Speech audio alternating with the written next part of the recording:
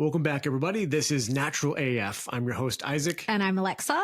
And this show is all about discovering these amazing ways to heal your relationships, your health, your life, anything from energetic methods like Alexa does with Psych K, Emotion Code, and just knowledge and information that we gain from these amazing guests that we bring on that are experts in things that I didn't even know existed.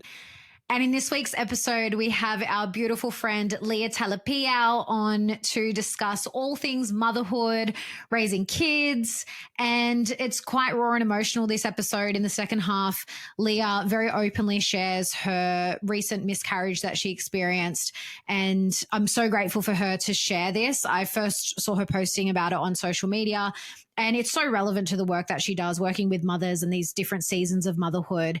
And yeah, it was really emotional and really great conversation. I love the nuance that Leah brings to these conversations. She doesn't seem super polarized by any particular thing. And I think that's so important when it comes to, you know, women in general, but especially through motherhood, because there is no one right way to do things. And it's so individual to each woman. And so I absolutely love this conversation. And Leah was also super generous in offering our listeners. So first, you can access her free masterclass. So the link is in the show notes for that. I can't wait to dive in and watch that. And also some discounts on her mentorship packages and programs that she offers. So check that out in the show notes. If you want to reach out, head to her website and get in contact. Highly recommended. I think this work is so amazing and so needed. Yeah. Leah's just a great model for young mothers and even mothers who've been through some of the same things that she's been through. Part of it's just her grace and her authenticity with how she handles things. And it's not a put up, you know, it's very common to see influencers on the internet and they make everything look better than it is. You know, they make this show, everything has to look a certain way and be a certain way. And Leah's just very natural and raw and authentic. And it's fun. Like, she brings a lot of fun with the conversation, but she also will not bypass the difficulties and really sit there with it and be brave enough to face it and then speak about it and share in a way that I think is very helpful to help shine a light in the darkness when there isn't a lot of information about a topic that's really difficult to go through. So yeah, very grateful for that. Very grateful for meeting her. And it's just cool when you meet people with similar values. I mean, obviously you can see through a lot of our guests on this show, there's a lot of things in common. They have a lot of similar values, and it just so happens that, the ring of truth is in all these people, and we wouldn't bring them on here if we didn't think there was something to what they had to say. So now we've got a few announcements this week. There's a lot happening. First of which I'm going to start with is my program Aligned Woman. It is launching this week. Woo-hoo. So when this comes out, it will be launching the next day, so on Thursday, and it is going out first to the priority list only. So I'm actually not releasing it publicly just yet. The people that have joined the priority list will get it first. So if you want to get all the details, join the priority list now. The link's in the show notes. Our regular listeners, you've probably heard me talking about it for quite a while now, and it's finally happening. I'm so excited. And it was interesting, like, drafting the email that's going to go out and actually putting down everything that's included in this program. It's like $4,500 worth of value in this program, and it is nowhere near that price. So because this is the first time I'm running this program, the price will never be this low again. So if you want to get in on it, if you just want to get the details and check it out, like, do that and just see what you're going to get involved in this. I'm actually like blown away that I've put this together because it's just jam-packed full of value. So it's actually going to be a blend of live group coaching over the 8 weeks, and you also get one-on-one Psych K sessions in the container. There's going to be 2 guest expert workshops, potentially 3. I'm not going to mention anything other than that, but there is someone I'm in talks with that may also be coming on board to do a guest expert workshop, which I'm so excited for, but I need to keep my lips zipped for now. And yeah, there's just so much in this program that I'm just so excited to launch it. So if you want to get in on that, join the priority list now. If not, you'll have to wait until the following week to get it with the rest of the public. Yes, I'm really happy with the fact that this is going to launch soon. I'm excited. You're really going to get a lot out of it. It's going to be this amazing focusing container that will take your life to the next level. And I will also mention, it's really important to highlight that this container is only available to 15 people. It's a very small, intimate container. I've done that very much on purpose. And because it is capped at the amount of people, it will sell out really quickly, especially like I said, for the price that it's going for this first one. This will never happen again. Such a small container. Get in on it now. Like you really, if I know me, I claim myself to be an inner healing junkie. Like if I saw this program, I would not miss out on it because of the amount of value and the transformation you're going to get is just going to be amazing. So we're going to be really going through like any part of life that you're struggling with. So it doesn't have to be like any particular thing because the tools that we're using are universal. So whatever you're coming with, if there's any part of your life that you just know, like Isaac said, you want to take it to the next level, but you feel held back, you're noticing like these unconscious patterns, this self-sabotage, this negative self-image that you have of yourself or this negative relationship that you have with yourself, we're going to be dealing with all of it. So bring it, baby. And don't forget, for the month of September, Natural Art Form is doing a sale where if you buy an Alleviate, you get any additional product for $5 off using code BUNDLE5 at checkout. You can use that to snag an extra deodorant. In the States, if you're in Australia, pick up some deodorant or our Regenerate skin repair. It's really impressive stuff. It's got DMSO in it and you use it for anything from sunburns to blisters to bug bites, or just as an amazing under eye cream to help you look youthful. And I'm over 55 and I still look amazing because of Regenerate. Just kidding. But yeah, check that out. And while you're on the website, don't forget to sign up for our mailing list. That's where you're going to find out all the sales, all the new product launches, everything goes out to that mailing list first. And the final announcement is for our prior guest, Nellie Barnett. We just posted another clip from her episode. We love that episode. It's probably our highest recommended episode because I just think it's so controversial. Maybe most of our listeners probably don't think that, but I think for the general population, so controversial, but absolutely love the topic. So the GNM, so German New Medicine Foundations course that Nellie offers, it was a self-paced course. It's now doing a live round where you'll get weekly live sessions where you can ask questions and go deeper into the learnings. And it starts next week, 24th of September.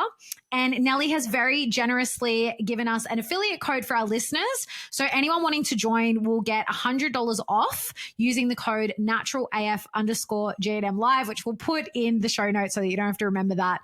And would highly recommend checking it out, guys. This course has been on my list for probably over a year, like since I first came across Nellie.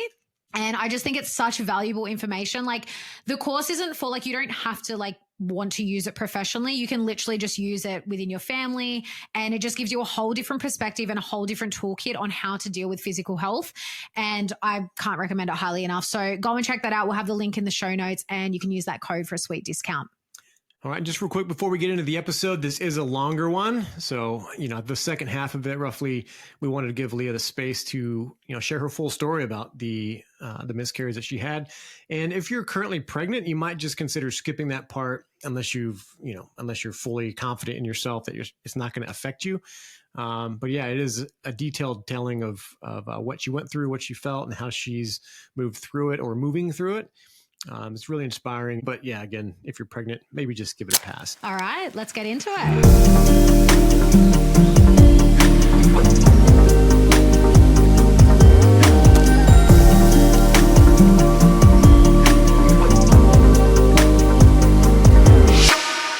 Leah is a holistic matrescence educator and mentor.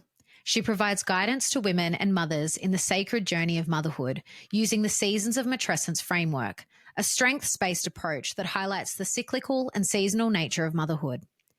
She also incorporates her studies of integrative nutrition and psychology to guide women to wellness and believes that mothers are the heart of families and communities. Leah is a wife and mother of 2 beautiful children herself, currently residing in the Sunshine Coast region of Australia. She is passionate about human connection, community, traditional healing foods, and raising her children with strong cultural ties. Leah has learned that humor, creativity, faith, and joy are essential components of her human experience. All right, welcome to the show, Leah. Good to see you again. Good to see you guys. Thanks so much for having me on. Oh, so good to have you. Isaac and I met you for the first time last year. We've just figured out, it feels like so much longer ago. But my mum's known you for quite a long time through the AVN. So when we met you, it literally felt like we just met an old family friend for like that we've known forever for the first time. It did. I felt such a strong connection with you guys, and Raphael and I often talk about you, like we can't wait to see them again, you know. Yeah. It was just an instant connection, which was so nice. And we love your mum. She's just such a gem.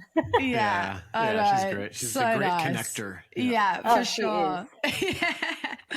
Well, it's so good to have you on. We've got so much to talk about, but let's just open it up and just so people can get to know you a little bit more, like share a little bit of your journey, how you met your husband, Raph, who we also love, and had your beautiful kids, and sort of what led you to do the work that you do.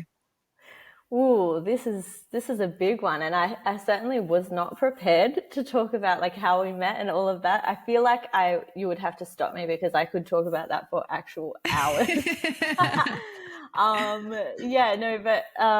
How we met is it's a funny story. I think I was probably 20 at the time that we met. He's a fair bit older than me, so I genuinely was not thinking in the way of a relationship at all. It was quite funny, actually. I'd gone to celebrate with a friend for her friend's birthday who I didn't know. And as it turned out, I was like the only white girl. It was just this big bunch of islanders. And so I went along and we went out for this girl's birthday. And I actually did meet Raph that night, but it certainly was not love at first sight. He was wearing a t-shirt, and I like made a comment about the t-shirt, and he kind of just looked at me like, who are you? You're crazy. Like, why are you talking to me? And he loves to tell that story that just, you know, I was just so enamored with him, and I just saw him and instantly was in love. And I'm like, no, I genuinely was like, why are you wearing that t-shirt if you don't know what it says in Spanish? Like, why are you wearing that? That's hilarious. So we had this very fleeting, I guess, moment that we met. And then after that, I'd become friends with his sister a little bit, and she invited me to come and do some like boxing training. And so I don't know if you guys are aware. So Raf's brother is a professional boxer, and I knew that. I actually used to box at the time when I was younger, and I was like, oh, yeah, like I know of him. That'd be super cool because sounds like we're going to get a free training session with this guy. Like that sounds amazing. Yeah. So I like rocked up at the park near their house, and there's this guy like with the cranky stern face, and I was like, oh, it's the guy that hates me. It's not the boxer, it's the guy that hates me. And so he was kind of like, you know, had a bunch of us girls saying, okay, run around the oval. And I was like, I'm getting bitten by mosquitoes. Like I was just in absolute punish, to be honest with you. Because I guess I wasn't even thinking along those lines of like, this is someone who I want to impress or anything. So I was kind of, really irritating, I think. And then we ran into each other, months later. I was really busy at uni. I was doing my thesis at uni, and I ran into him at the local shopping center. And I don't know, I just like, he smiled, and something just really flipped that switch where I was like, oh, he's not like cranky. he actually looks really lovely. And, you know, good old social media. I think we ended up, being on Facebook together and chatting. And the funny part of that story is that he was pretty technologically illiterate, so he ended up. Wait, how old is he? He's not in his 60s. No, he just had I feel like even not that long ago, if you had Facebook on your phone and it didn't have like the app, it was kind of confusing.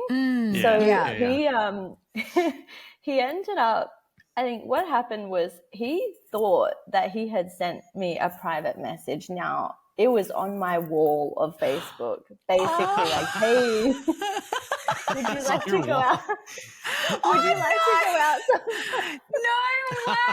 Oh, that's hilarious. So immediately I messaged him like, sorry, that's on my wall. Like everyone can see that. Yeah.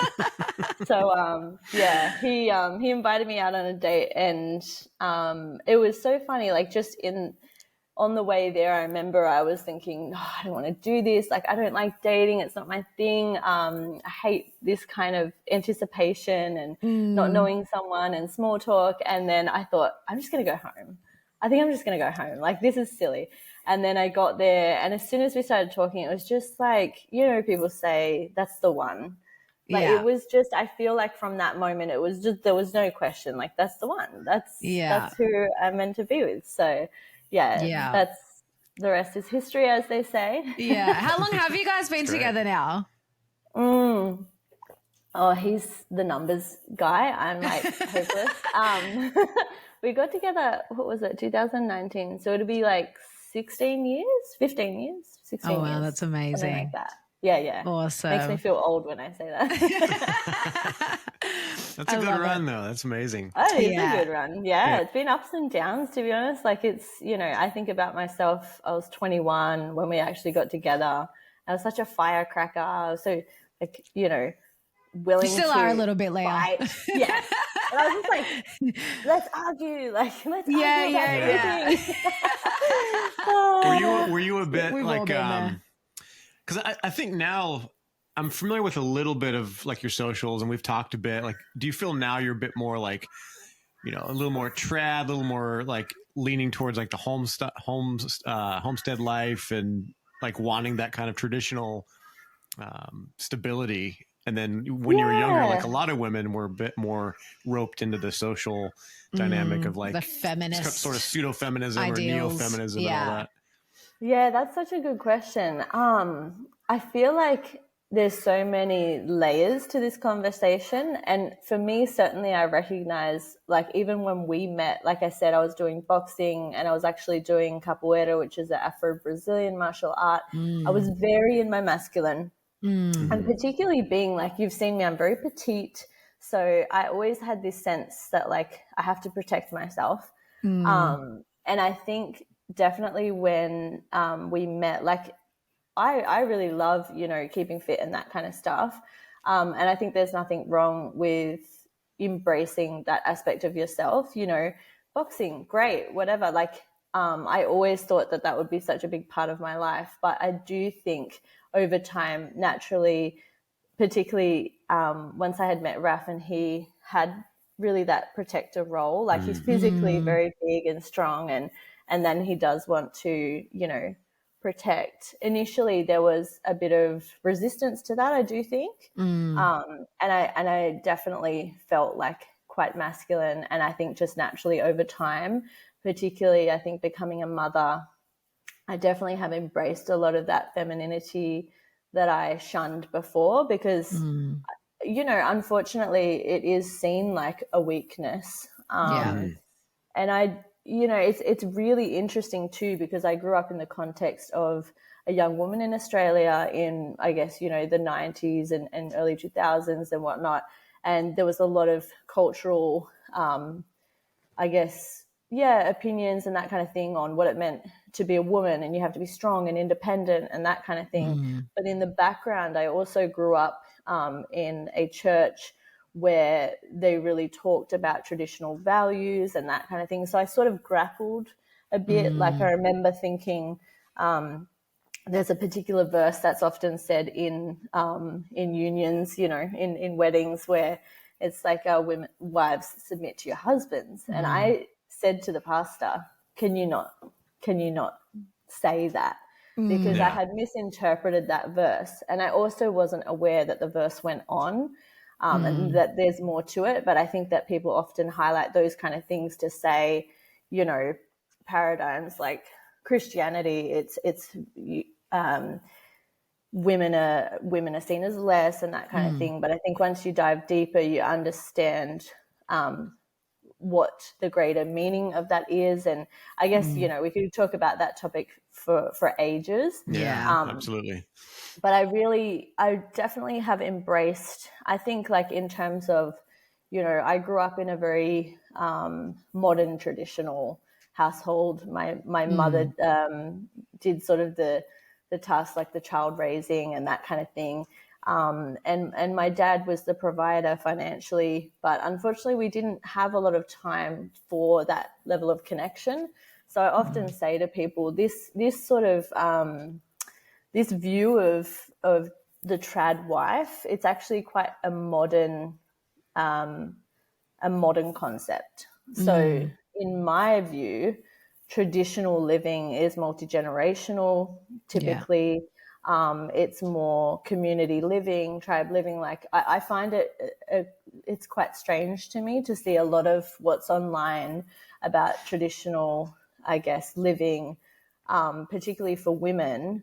I do think to myself, we have to be very careful about what we're portraying online. And I mean, I don't know if you've seen, I do speak quite openly on this topic on my own page, sort of saying, you know, a lot of what's being put online is so curated, and it's so far from the reality that many women face who are in a situation with, let's say, a husband who goes out to work and you're potentially on your own, particularly if you are out on a property and you have your child raising alone. Like, that is not a traditional way of living.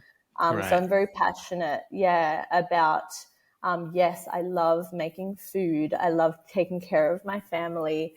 I love lots of traditional, I guess you'd call it traditional values, but I'm also deeply aware that those, like anything, can become problematic if we don't see them in the context of how we're now living. Yeah. Good point. Yeah, the context matters so much, because you're right. There's no shortage of men that want this, you know, they perceive it as status, like, oh, I want a woman that submits to me and then like cooks and does all this stuff, but they're not the kind of man that deserves that kind of treatment. You know what I'm saying? Like, absolutely right. You actually kind of have to earn that trust. You have to be the kind of man that can protect your family, you know, sometimes from yourself or your own like indulgences or laziness or whatever, and do what you say, follow through on your commitments. Like, and I can relate to what you said so much, Leah, like in your experience, because I was the same. And it's funny because that's what I was thinking. Like, even though I wasn't really brought up like with, like, I look back now and I'm like, yeah, I kind of was brought up with those traditional values, but not in the context of like religion, or more from, I guess mine was probably more through like just culture, because my mum's Middle Eastern, my dad's Eastern European. So just having those ethnic backgrounds, like, even though, like my mum did raise the kids and she kind of like was in charge of the household and like very traditional in that sense. She did also, like, she went back to uni. She worked with me, but again, multi-generational living. Like, for the first few years of my life, we lived in a household in my grandparents' house with my grandparents, my parents, me. So 3 generations, as well as my auntie and uncle. And they had 2 or 3 kids at the time. And we lived all in that one house. And it was the best. Like, honestly, I loved, like, when I think back to those years, it was the best, because like our parents would go to work and it would be like all the grandkids together and with my grandparents and them looking after us. And that's really does have like such a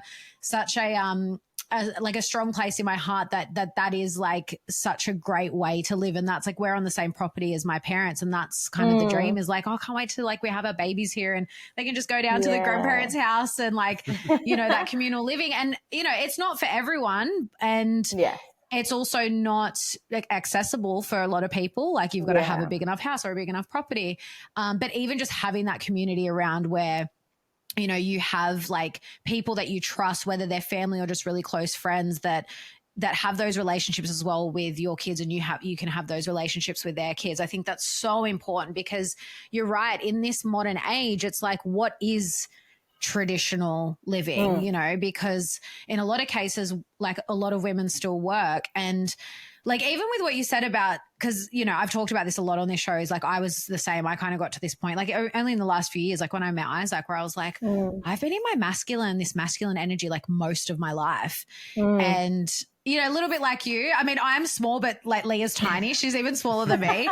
And I get that too. Like, I always felt like that too, like, because I didn't have, you know, I had a few partners, you know, over about a decade, and they weren't super long-term relationships. And so that's what I felt like. I had to protect myself. I had to provide for myself. And so you end up in this masculine energy. And like you said, in today's like modern society, I think femininity is seen as a weakness, and like to really soften into your feminine is seen as like, you're less than if you express that. And so like through my relationship with Isaac, I've really softened into my femininity. And like what you were just saying, it does take a man to like be really strong in his masculine presence for a woman to even be able to do that. And I think that's the other kind of the flip side of the coin is that, yes, we've kind of been programmed in like this modern society that being feminine is weak. But then also we have this society of like hyper feminized men who aren't fully stepping into their masculine, and they don't even understand what it means to be that or do that. And I think that's just kind of fuels the way that women are, because they don't have this strong masculine presence. And that was like a huge, like we were just talking about it recently. Like I've softened so much into my feminine, like to a point that I don't think I've ever been like this before, because I never really felt like I had a container to be able to do that in. And I think it's so important for like that it's like, to me, that's like the basis of the more traditional living, is like you got to have that foundation of like the strong masculine and the strong feminine, and like them actually coming together and supporting each other. Yeah, and it also, there is a certain degree of fluidity within that, I feel, because, particularly when I first started looking into this idea of masculine, feminine, I kind of got into that thought of, oh yes, like this is a masculine thing and this is a feminine thing, and they're separate. But at the end of the day too, I think a lot of, going back to what you were saying, Isaac, like men who feel that they deserve to have this feminine woman who are quite, like, let's be honest, toxic in their views.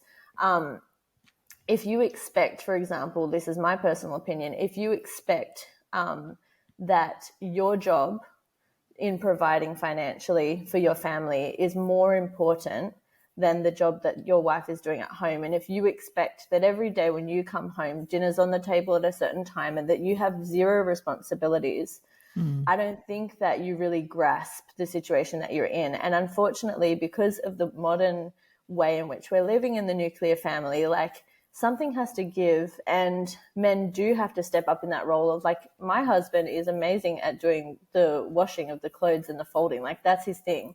And it's so funny because, like, try and tell my husband that he's feminine for doing that. Like, I dare you. But he's also been, like, culturally, I find that Samoan men are very involved in household chores and, like, and cooking especially. Like, that's the weird part for me, is seeing, I guess, people talk about the idea that traditional living meant the women take care of all the cooking and that kind of thing, and men just provide. Because I know in like when we've been over to Samoa, men are often making the food and they're cooking the meal and that kind of thing. Ref does laundry like a woman. I know, he's so feminine. And he also wears, like, the sarong when he does his household chores. So, like, such a woman. I love it. And when he's like slaughtering the enemies, he wears this like skirt thing. Exactly. I mean, that's the funny thing about it, isn't it? And I think it really is, unfortunately, that fragility of males who can't imagine that they could do a task that's seen as feminine. So, like, for me, I kind of also think of it in a practical sense. Like, I know when I've been unwell, if I'm out of the game, like if I can't cook dinner and that kind of thing, I need to have a man who's able to step up and do those tasks. Like, at the end of the day, I think we've really gone a bit far in gendering tasks, like household chores. And you see that in, like, our parents' generation. Like, how many, like, older men do you know? I know so many that, like, when if their wives leave for any period of time, like, they're almost incapable of, like, doing anything around the house. Like, we laugh because if my mum goes away, she'll, like, sometimes she'll prepare like sort of dinners that are kind of pre-prepared that dad can take out. And then even if she's done that, like say she's gone for a week, she'll do like a few nights of meals or something. And then he'll just eat sausages and salad every night because that's just like the easiest thing for him to do. So he can cook and like he can look after himself, but it's just like back to basics, like just what's the easiest, simplest thing I can make and do. But yeah, I've grown up like that too, where dad like primarily provided and he's always worked, but so has my mom. And we were also raised, like I think I learned to cook at probably around the age of 10. Like I started learning to make dinners and stuff, and I actually love to cook now. So definitely like wasn't that much of a chore for me. There was this kind of like everyone kind of pulled their weight around the house and like did these different things because if like mum couldn't do things for whatever reason, dad could just step in and do them. It was no issue. Yeah. So I think that's, sorry, you go, Isaac. I was going to ask, you work with women or you work with like coaching of some sort, yeah? Yeah, I mentor mostly mothers, yeah. Yeah. How do you navigate that as women and as a community of women and then in the household to have clarity and kind of, address this so it's not overly confusing? Because a lack of identity is also a problem, other than like, the other problems like over-identifying with the gender of each role and being too like obsessed with that. Having no identity is also a problem. So how do you kind of clarify that and keep it simple? Oh, that's a really good question. I think it's an ongoing conversation, and certainly I'm pretty honest about my own life and situation that we've fluctuated in terms of our roles. Like Raf worked a lot when the kids were little, and so I found myself doing all of these sort of domestic duties, which was a bit of a shock to me. And it wasn't what I guess that I was expecting and signed up for, in the sense that I was just so much on my own doing it. And resentment builds. So I often find it's a lack of ability to express your needs, which causes a lot of resentment too. And so for many women, we do talk about the mental load, because for mothers in general, there is a disproportionate amount of mental load that's placed on them. And I think the conversation surrounding, well, that's because you have a poor husband or, a bad father, I don't think that's particularly helpful, because I think in many cases it's just not something that we have learnt how to work with, because things have changed so dramatically within the last generation. I think that everyone is a little bit lost surrounding this identity. I strongly believe that the lack of initiation into adulthood for both boys and girls is a big part to play in that.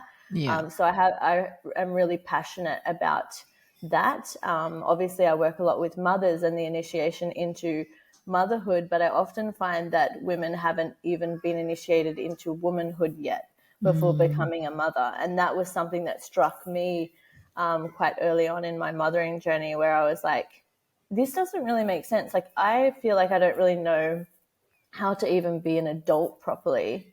And now I'm mothering children, because no one ever really taught us, life skills. Like, sure, I could cook a bit, but there were so many aspects of living as an adult which were foreign to me. And I had a similar situation to probably your mum, Alexa, where we lived with my parents, and we had our firstborn there, and she grew up there till she was a couple of years old. And it was only when we went into our own home and I was alone so much of the time with the children that I recognized that there was such a lack of support. And it's not necessarily directed to my husband. It's the fact that traditionally I would be with other women. And even for my mum and her generation, because she would talk, sometimes with these rose-tinted glasses about, I just loved being a mom. And I would find that so abrasive, because I'd be thinking, I'm not like enjoying this the way that I thought I would. And why is that? And I feel exhausted and I feel unsupported and not valued. What's different about that? And I think a lot of that came down to the fact that she would openly say to me that when she was raising her children, she was in a street with other women who were raising children whose husbands were at work. So whilst they'd moved away from the tribal kind of community living, they still had a strong sense of community where other women were around, where I found as soon as I became a mum, and because I was relatively young in my circle of becoming a mum, I was vastly alone. And I almost had to reconsider my friendships and my support networks. And when you're mothering young children, you don't have an awful lot of time on your hands, but it felt almost like I was dating again because I was trying to find other mums to hang out with. And I remember messaging this woman that I had met. So we did a calm birth course, and we met this couple, and they were really lovely, and we exchanged numbers. And I remember I messaged her, and she didn't respond. And a couple of days later, I was saying to Raf, like, do you think I should message again? Like, do you think it's a bit like forward if I? I said to him, this is so awful. I feel like I'm dating. Should I wait 3 days before I call them? I don't want to text them too fast. What's the etiquette? What's the protocol here?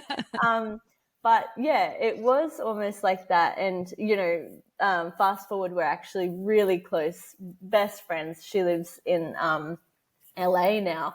But it's just so funny looking back because, yeah, you're trying to find yourself within this new life that you're living and this new identity. And I threw myself into mothering in such a way that I think I completely lost a sense of self-identity. So I do talk about that with women as well that I work with, I suppose, in the sense that mothering is so valuable and it's so wonderful. But I think also going back to that conversation around the trad wife and the mothering trends that we see on social media, you're seeing snippets, you're seeing highlights of someone else's life. And oftentimes you're seeing what I would call advertisements for products. So lots of the people who are online, they will say that they're, you know, not working, but they actually are in content creation and generating a pretty decent income from what they're doing. So in my opinion, they are working. They're working from home.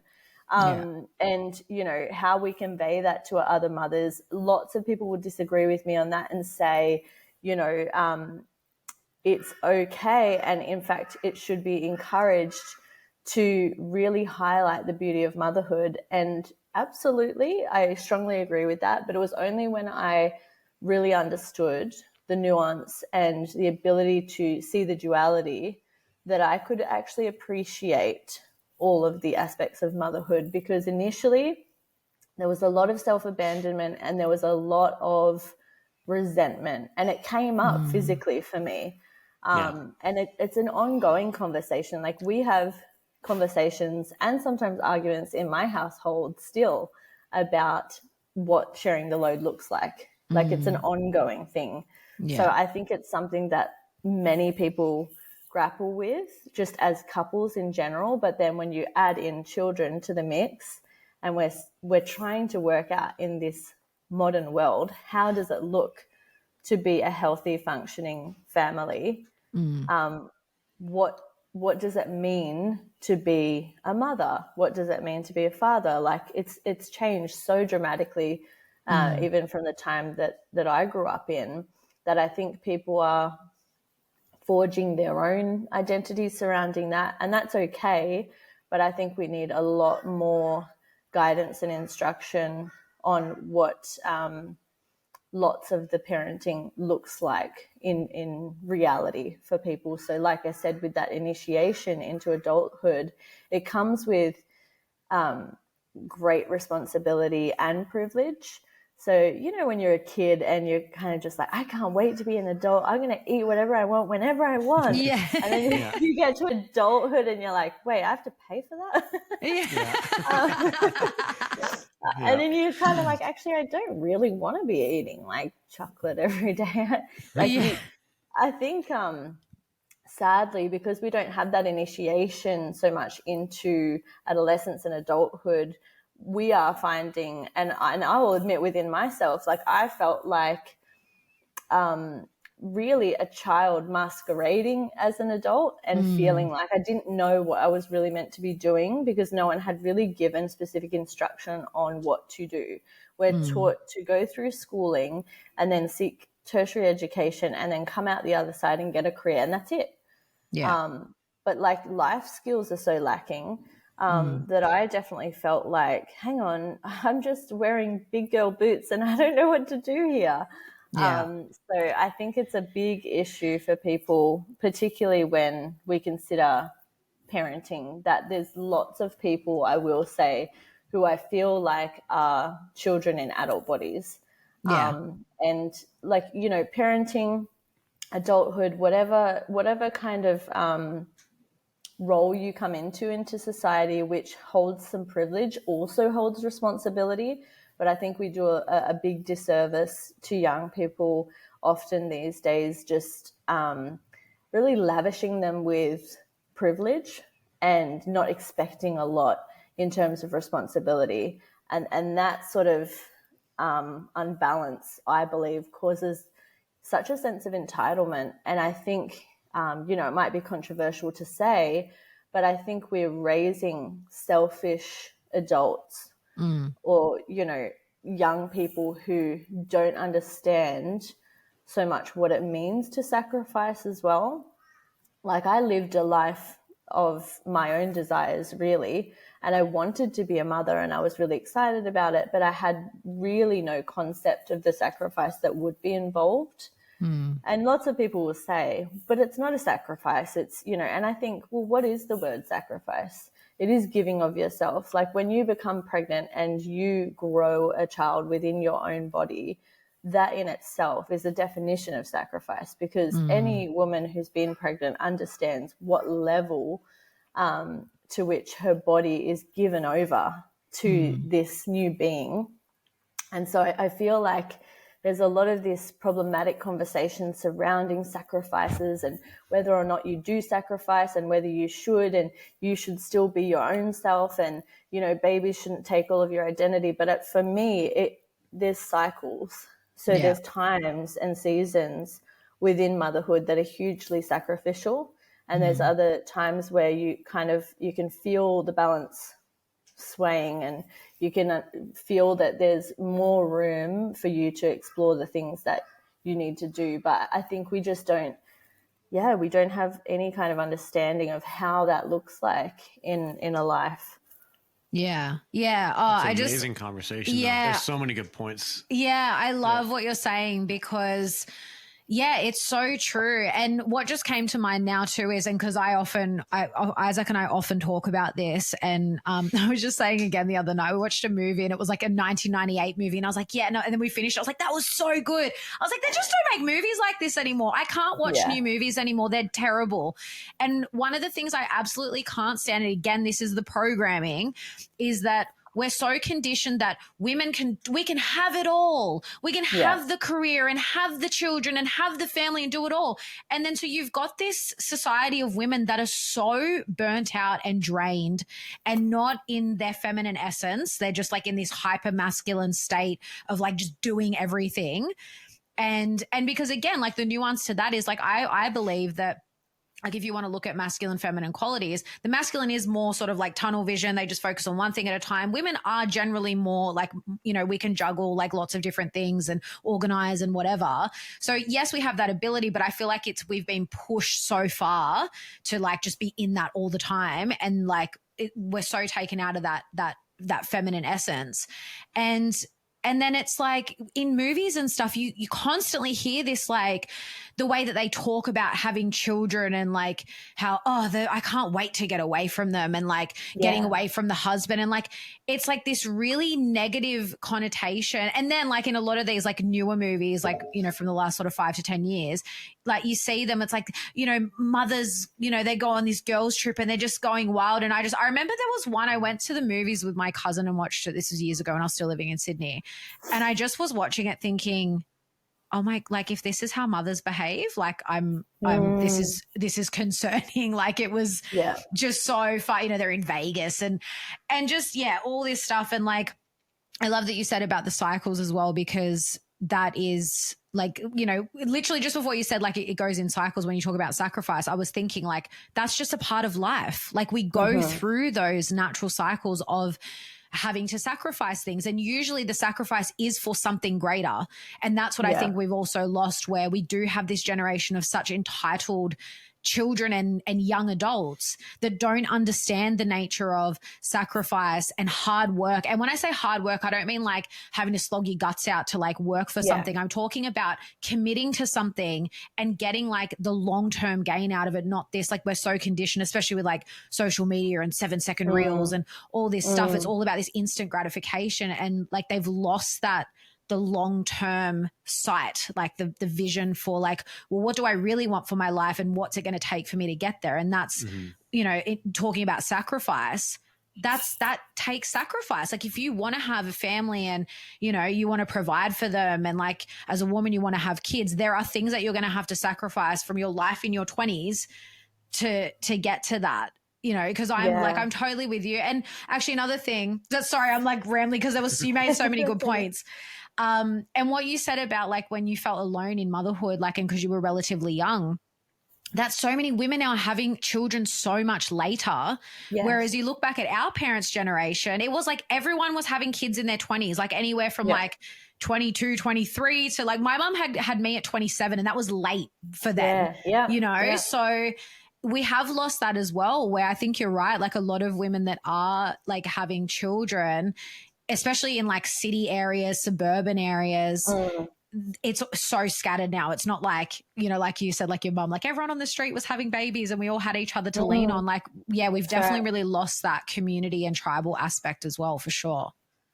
Yeah, it's really, there's so many variables that impact on motherhood. And I feel like, as you said, it's so scattered now that you can have so many women experiencing motherhood in so many different settings and contexts that it's almost, you know, how do you even relate as a mother to someone else when there's so many things that can really impact on your mothering? And that's part of the matrescence work that I do, is looking at those domains, that areas in your life that are going to be changed by motherhood. And for everyone, it looks different. Like there's lots of common themes, but your individual life and circumstances will dictate a lot of how mothering may look for you. I think, you know, it's a really interesting point you made about seeing those kind of scenarios where you have mums going out, you know, and celebrating, going wild on these girls' trips. And for me, it's been a really interesting and insightful experience throughout motherhood, because before going into it, I definitely had very strong ideas, I would say, about what it meant to be a good mother. And for me, good motherhood looked like self-sacrifice all of the time. I know that my mother, you know, her highest value was motherhood, but we were raised very, very in very different circumstances. So I really valued that, and I really enveloped that into my identity and thought, right, when I'm a mum, that's what it's going to be. It's going to be all about the children. And when I became a mother, the huge shock that occurred, because I hadn't had time to process and grieve the maidenhood, it was only when I was able to recognize and actually admit to myself, I actually do really miss aspects of myself before becoming a mother.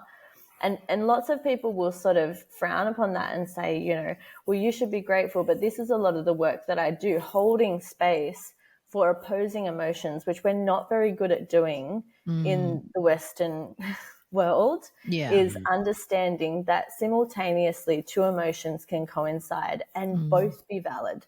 So for me, there was a lot of, I love being a mum, but I'm also having a really shit day, like, or, you know, I love my children, but I do need a break. And realistically, the idea that women should not be having any breaks whatsoever from mothering, which is a verb, it's a role, that is something that you step into, and it is, in my experience, the most important role that I've ever done, but it doesn't mean that your whole identity is obliterated as a result. Yeah. And I think it is just really a reflection on this modern living, because I know that when I would hang out with mum friends, my nervous system would co-regulate. I would be more relaxed. The kids would be going wild. Yeah. But like we would just be sitting there having a cup of tea, being interrupted constantly. But at the, like, you know, after 2-3 hours, it would just be like, oh, I feel so refreshed. I've spoken to another human being. And for people who haven't experienced what loneliness looks like in motherhood, I think it's really easy, and I certainly did, judge women for seeking out maidenhood because they've had no ability to, I guess, transition to motherhood. Yeah. Yeah. So I think about that often, and I definitely had like this really judgmental attitude. And now I have such strong sadness in my heart when I see women who I feel like have actually not been able to embrace motherhood. And I'd see it all the time. Like, you know, you were talking about before when parents say, I can't wait to get away from the kids. Like, it's really sad because I guess, you know, particularly when we were homeschooling, like I really enjoyed being in the presence of my children. At the same time, yes, there's two sides of the coin. Like I really enjoyed being with them and I needed a break. But I think when we aren't able to have a healthy view and we aren't able to express our true feelings, sometimes they end up spewing out of us in a really negative way. Yeah. So particularly on social media, it's very like black and white. It's either, you know, or your kids are your whole life or you hate your kids. And I'm like, okay, but whatever happened to, I love my kids really dearly and I'm having a really nice time. Like, for example, I went out last night with a friend of mine to celebrate my birthday, and I was just like, I had the best time. I had such a nice time. But I think because we don't explain to women how the seasons of motherhood can operate, there's this desperation to get back to that. Like my kids are older now, like they're 11 and 9. And there was a time when I couldn't do that. But I remember feeling so upset because I was like, I will never, ever regain any autonomy again. That's how it felt because I didn't understand, what does it look like? Like, can someone give me a trajectory? Can someone like, so I viewed, I mean, it might sound dramatic, but when you're in it, it's so all encompassing and you've got that lack of sleep sometimes and that exhaustion, it can very quickly become a situation where you feel trapped. Yeah. And I know that oftentimes when I had a small baby who wasn't sleeping and I felt trapped and I felt to myself like I'll never, ever feel like myself again. And particularly in that first instance of becoming a mother, like the second time around, you're like, oh, yes, I recognize this. You know, I get it. But when no one has been there to guide and mentor you through that experience, it feels not only lonely, but often claustrophobic. Yeah. And I think that that's what we often see for women who are coming into motherhood and thinking that they can just remain unchanged. Like there's a beautiful quote by my mentor, Nikki McCann. I think she says something like, I wish I had it, but the value of your motherhood is not how unchanged you can remain by the experience. And I think in our society, we have such an unfortunate social and cultural expectation that women bounce back from motherhood. It's almost like, okay, you've had a baby and what? Like, what's next? You know, people would constantly ask me when I had a child, like, oh, when are you going back to work? Like I had no plans to return to work because at some point I realized it's not going to work for me to go back to the role that I was once doing. And I really didn't desire to be doing that when I wanted to be raising my children. But did I wish that I had more support and more understanding when I was raising them when they were younger? Of course. So, you know, two things can be true at the same time. You know, yes, it was very challenging and difficult, but I also wanted to be doing it. And I think, you know, that brings up a whole debate surrounding like care of children. And we have so much talk, particularly in the news of late, about childcare and who raises children, and, you know, all of this, it opens up so many conversations. What does support look like for mothering in particular, and for parenting, and for families in general? Because let's be honest, like, families make up our communities. And for me, mothers are the heart of the family and the community.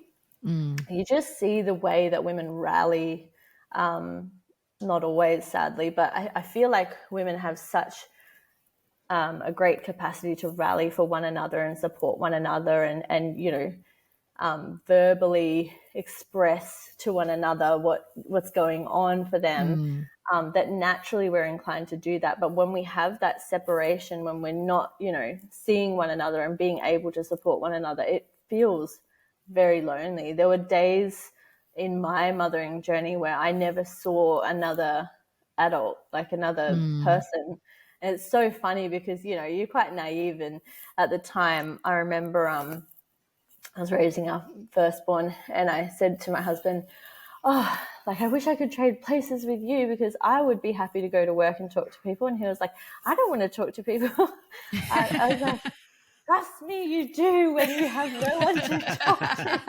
And he looked at me straight faced and he was like, talk to the baby. And I was like, I'm sorry, what?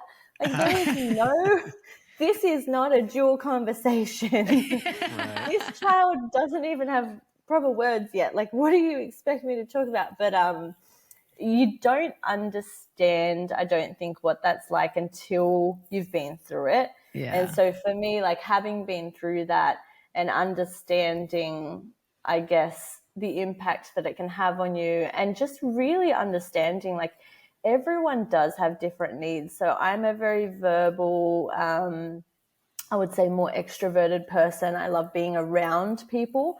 For me, that was really difficult to manage, and understand why I was feeling so low.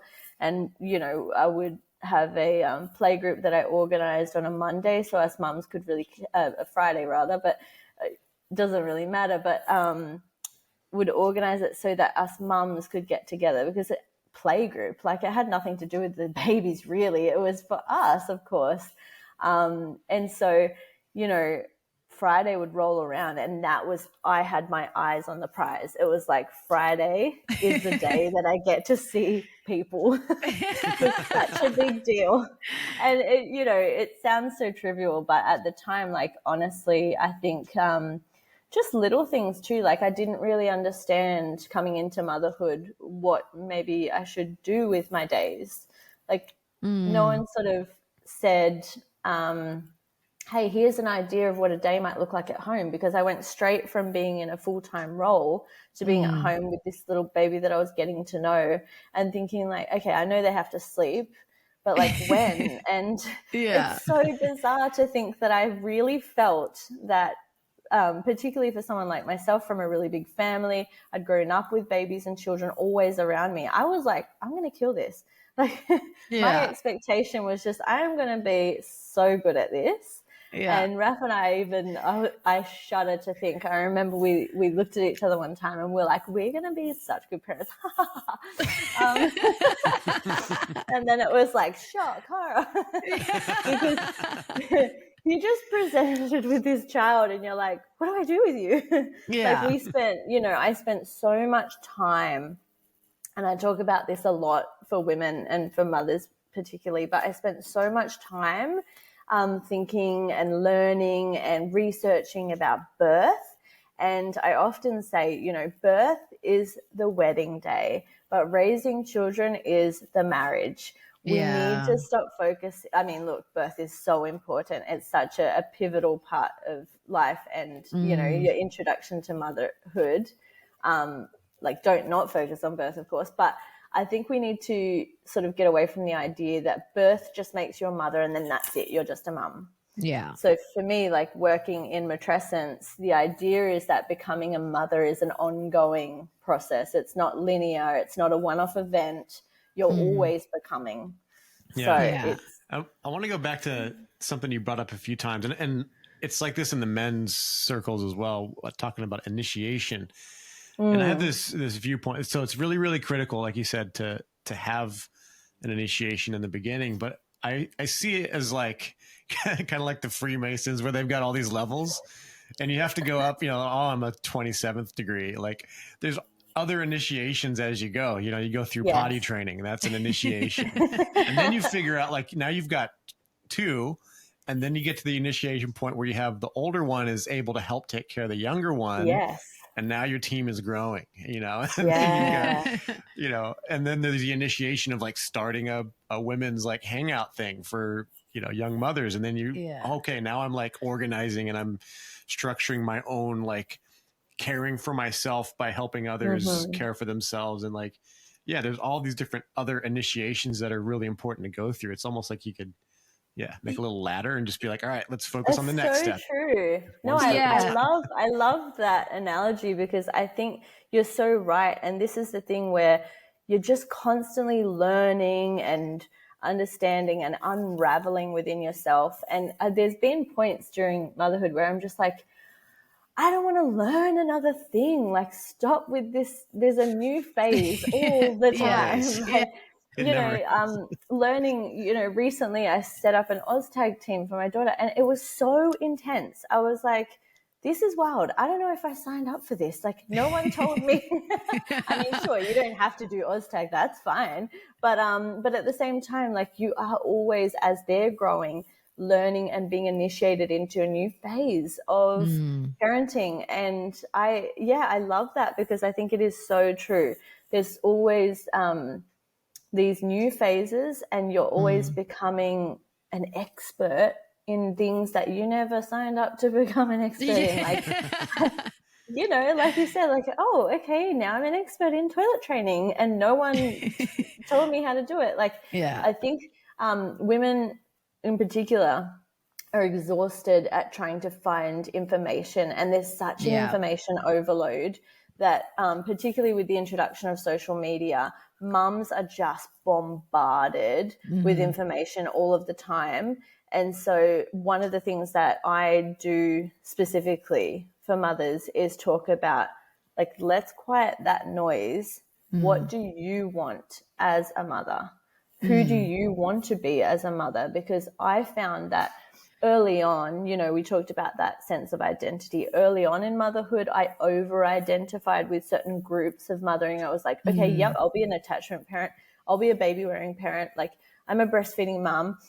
I was like, where do I belong? Like, which community do I belong to? And God forbid, should you deviate from that path, it's like, you don't belong in the group anymore, You're not a wolf mother. Exactly. And I really, for me, it was a really difficult transition into motherhood, because I did experience a lot of birth trauma. So I went from this idea that I would be going into what I would call like the natural parenting scene. And I ended up being a mother who had a C-section, and I couldn't place where I fit, because I felt like I didn't belong, and I couldn't relate to certain things.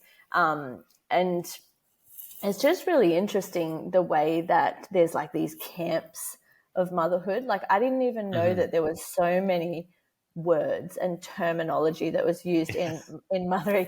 Like, I remember thinking to myself, I remember someone saying, I'm an attachment parent, and I was like, what does that mean? Like, what do you mean by that? Delved into it, like, okay, yeah, I see what you're saying. But I remember thinking, like, I thought that you just were a mother. I didn't realize I had to be a this mother and a this mother and a this mother and a this mother. Like, it's very divisive as well. And as time's gone on, and I guess you get more maturity and wisdom, like particularly at the start, as I said, I very highly over-identified with certain groups of mothering. And now I'm much broader. Like, I feel like we all have a common experience in motherhood. At the end of the day, there are certain mothers that I feel more aligned in my values with, and I seek out and I spend time with. But I definitely don't discredit or discount women who do mothering differently to me, because I think oftentimes when you have that judgmentalism and that lack of compassion, it's actually a reflection upon yourself. If you're looking at mothers and saying you're doing it wrong, oftentimes you're fearful that you're doing it wrong. If that makes sense. I had this picture in my head that's really funny because it is very tribal. Like the mothers are like, I'm a this mother, I'm a that mother. And I was just thinking like, I want to make a shirt that just has like, those African women that they don't wear shirts and their boobs are hanging out and they've got like the neck stacked with these things. And it just says trad wife. Yeah. Isaac, let's do it, because that's what I'm saying. Like, that's what I'm saying. I did up a reel one time, and like people were like, yes, exactly. Where I was like, this whole thing, like this traditional living, like who's defining traditional? Because my view of traditional, certainly when I talk about traditional healing foods, traditional living, like I'm thinking like more tribal. Yeah. And also it's really tempting to, particularly when we haven't had a lot of experience within a certain way of life, to glorify it as well. And like, even with the multi-generational living, like I know, it's all ideal, but at the same time too, I think the sense of community that we have, oftentimes we have such an expectation and an entitlement to the privileges that bestows upon us. The same as initiation. Like initiation, believe it or not, it is not there for the individual. It is there as a community event. It's there to instruct you on what your place now is within the community. Yeah. So yes, it is an individual event and it's really important for that person. But at the end of the day, you are part of a community. You're part of a tribe. This event is not just structured for you and like, let's just, pour gifts upon you and that kind of thing. It's okay. Here's your responsibilities now. Like every initiation in traditional cultures has an element of pain or discomfort. Yeah. It's not, I think these days we're like, oh, I want that, but like not the yucky parts. I want the like mother blessing, but I just want like all the fluff.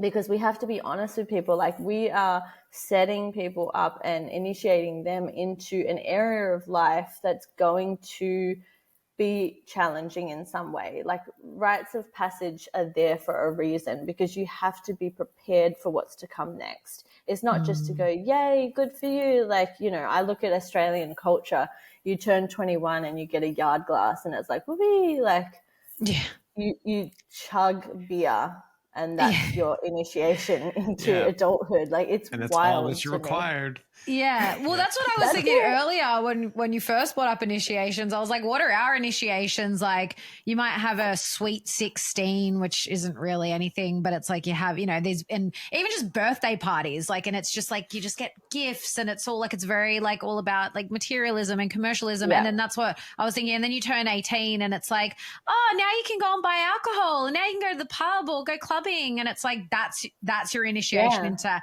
adulthood. And it's funny because I often think about the whole, like your brain doesn't fully develop until the age of 25, like that prefrontal cortex area, which is all to do with like decision making and an impulse control. And I often wonder like whether we've evolved that way because we're literally regressing in our development as humans, because like 100 years ago, like people were starting families in their late teen years and early 20s. Like, I feel like early 20s was late for back then, but like, and I often wonder that. I'm like, like, is our brain development actually like, is it regressing because of this modern lifestyle? Because it doesn't seem, right. That, and I often say that too, like just in my own experience, I used to like, I remember with the Americans, I'm like, their drinking age isn't until 21. That's so stupid. Blah, blah. And now I'm just like, my kids aren't going to be allowed to drink until they're like 25, because if that's when the brain fully develops, like you can't make rational decisions. And and I just often think that like, what is that? And like, what is the right age, so to speak? But I think what you're saying just speaks to that so much better. It's not about any particular age. It's about like, when are you initiated into that next stage of life? Yeah. And I mean, typically for those, I guess, traditional cultures, there would have been, I can only speak to stuff that I've seen, but certain ways of gauging whether someone's ready for that. Like obviously my husband's from quite a traditional culture. I've viewed some of the initiation processes there, even when it comes to selecting titles, like chief titles and that kind of thing. It's not necessarily, I guess, from what I understand, like your age, more so like your readiness. Yeah. But yeah, I think it's kind of crazy that we perhaps even, you know, talking about that development, like have we regressed, or is it that people were so perhaps supported and mentored at every step that they were still babying through things but with support? I don't know. Yeah, Like, I think I a think big part of about- it was the level of expectation. Mm. So we had guys like, so Thomas Jefferson, for instance, gets the flack. You know, he's a slave owner. He was a slave owner at like age 9, I think. He was managing wow. the family's estate. That's crazy. unreal. Like at age 9, he was, I mean, he wasn't out there with a whip, like pick that cotton. He wasn't doing anything like that. He was just like, I've got to look after this estate. Like I'm going to inherit it. I need to learn how to manage this. And there were, I'm presuming a lot of landowners were like that, where the family, and you see that in the Amish, where the kids are 7, 8, 9, and they're working as an apprentice in like a, you know, I don't know if they cut metal or if they do wood or whatever the things they're doing. Yeah. Well, I saw that growing up with my brother. Like we lived for about a decade, we lived like semi-rural. Like it was just, I mean, it was an acre. But yeah, it was kind of like semi-rural. Like we literally across the road from us, they pretty much had like not a farm, but they had horses, and the owner, like he used to run like hay bales. That was his job. Like he would run to all the local farms and stuff. And like from the age of, probably 8, 9, 10, whatever, however old my brother was, he literally like, the neighbor would say to him, come on, Luke, do you want a job? I'll give you a job. Come and help me run hay bale. So he'd go with him, and like, he'd literally pay him whatever, $10, whatever, because he was a little kid. Oh no, child labor. Yeah, no, but, and that's, and my brother, at 12 years old, my brother was driving forklifts across the road. He taught him how to drive a forklift. And like from the age of 12, and like that has instilled, like my brother has such a strong work ethic, and like, and this sense of like he had that sense of responsibility from such a young age. And he wasn't like forced into it. It wasn't like he had to do it. He was like, he wanted to do that. And that's the thing. Like, I feel like, especially with children, like in today's society, like through the schooling system, like kids are so dumbed down in a lot of ways, and we look down on them like, oh, they're only like 12, they don't understand. And it's like, but if like in the right environments, like kids are so willing to, like, they always want to learn. They're like, they're happy to like do jobs and like, and take on more responsibility. And they're like capable of taking it serious too. Yeah. You ever seen a 12-year-old flying an airplane? They're like, they're competent. They're like on it. Like, hang on, are you talking about flying an actual airplane? Yeah. Really? Wow. Yeah, you can be a pilot. In some programs, it depends. But wow. my one of my nephews was learning to fly. But like some of these kids, they're switched on. They're doing all the dials and stuff, and they're not up there just like, off at the ferries, like, oh, what's out the window? They're like a pilot at 12. Yeah. Like, they have the and I think every kid has that capacity. Maybe not the equal ability, but they can do something at a high level with focus. But you just kind of explore what they're really into. And a lot of people just expect their kids to be video game people. Give them an opportunity to step up, and usually they will. I find, like, 100%. The other night my kids made dinner. And like they required a little bit of assistance with it, oh, should I put the carrots on now, and that kind of thing. But you could just see the sense of pride in that accomplishment that they had done this task that they were more than capable of. Like my eldest has been frying eggs and stuff since she was like 5. Different kids, my second one, not so much. But you posted something about like the second child on Instagram recently, and I was laughing. It's a different cup of tea, let me tell you. And boys and girls, their development is so different. Like that's undeniable to me. I think, with my background in psychology, there's often that conversation and perhaps debate surrounding nature, nurture. For me, undoubtedly, there are certain things that are inherent within males and females that are just different. There's obviously exceptions to the rule in that as well. Like, but for me, oftentimes too, as people are growing up, like there's lots of cultural expectations and pressures that get put on kids of different genders. And I do find too, often with the work that I do, like women are taught as young girls to be more submissive and to be more quiet. And it's no surprise to me that we have an extremely disproportionate rate in females of autoimmune diseases. Like, I believe strongly that a lot of that has an emotional root in resentment and lack of expression. Yeah. You know, I think I saw a clip recently of Gabor Mate talking about that. And for me, it's like, where do we strike a balance? Because yes, like, embrace the differences, but also let's not lock them into this is who you are and have to be. Like, I'm raising a daughter who can cook a meal and literally take you out at the same time. Like, and I love that. Like, you know, I love that. I had fun like with that with mine. Yeah. I taught her how to shoot rifles. Have seen me, I was going to say, my kids have seen me shoot a rifle in a dress. Like, I love it. You know, Isaac's trying to get me to that point, I think. Well, there's a fine line, because we laugh about that. I have this joke where I'm like, I make fun of the men that are just a bit too into that, where they're like, I want a woman that can ride a bull and chews tobacco and pick me up you over want a mate. You want a bestie. It's like, you want a guy, don't you? Yeah. Let's be honest. Too far. Yeah. Totally. Yeah, no, I definitely, and it's interesting because, like, even going, like, bringing up Isaac's family, like when I went over there, and like they're in Wyoming, it's like very country, and it is like it's an interesting balance where you see, like, his mum especially, like, she's so got that grandmother energy, and she bakes pies and like does all that stuff, but then like she'll literally go and like shoot the pests, you know, the rats and the weasels, and I don't know what they've got going on there, but like she'll go and do that, and she'll be like, like, you know, loading the truck more up and chemical warfare type. She's like, I've tried to get her to shoot my, I used to have an AK-47, and she didn't like shooting that. Oh my gosh. Yeah. Well, it was actually Tegan that I think that shot the weasel. Tegan's down to shoot. Isaac's daughter. I shot the weasel. Tegan's shot. That just sounds so American. I can't even. Right? Stop the weasel. Like, let's go and shoot some weasels, guys.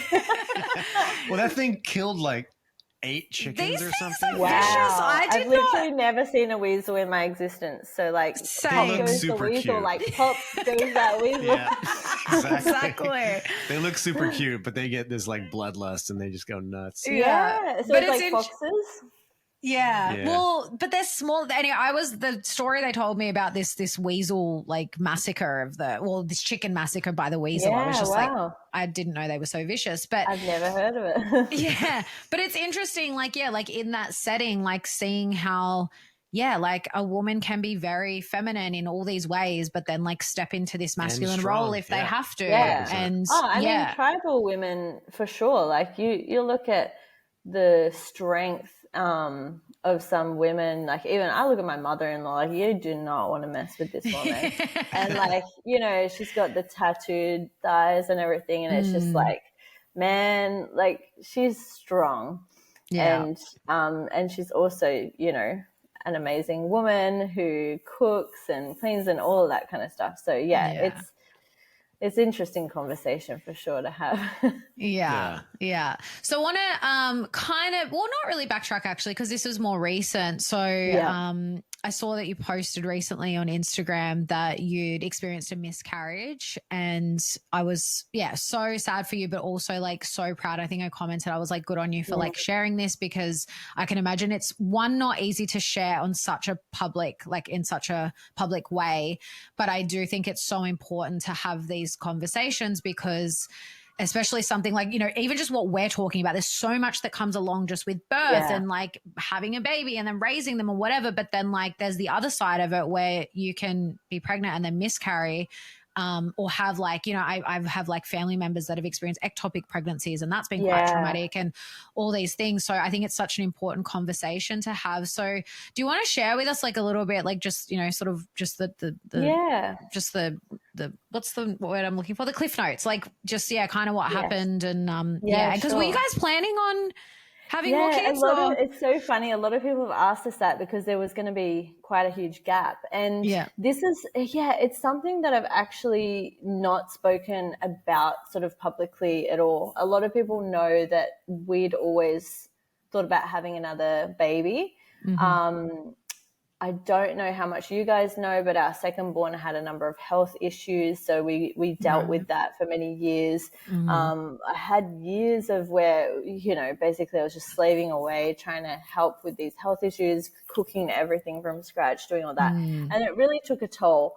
And also after having our second, I think just the stress and my perception of stress that I took on really did a lot of damage, and I kind of reached a tipping point where I got really unwell.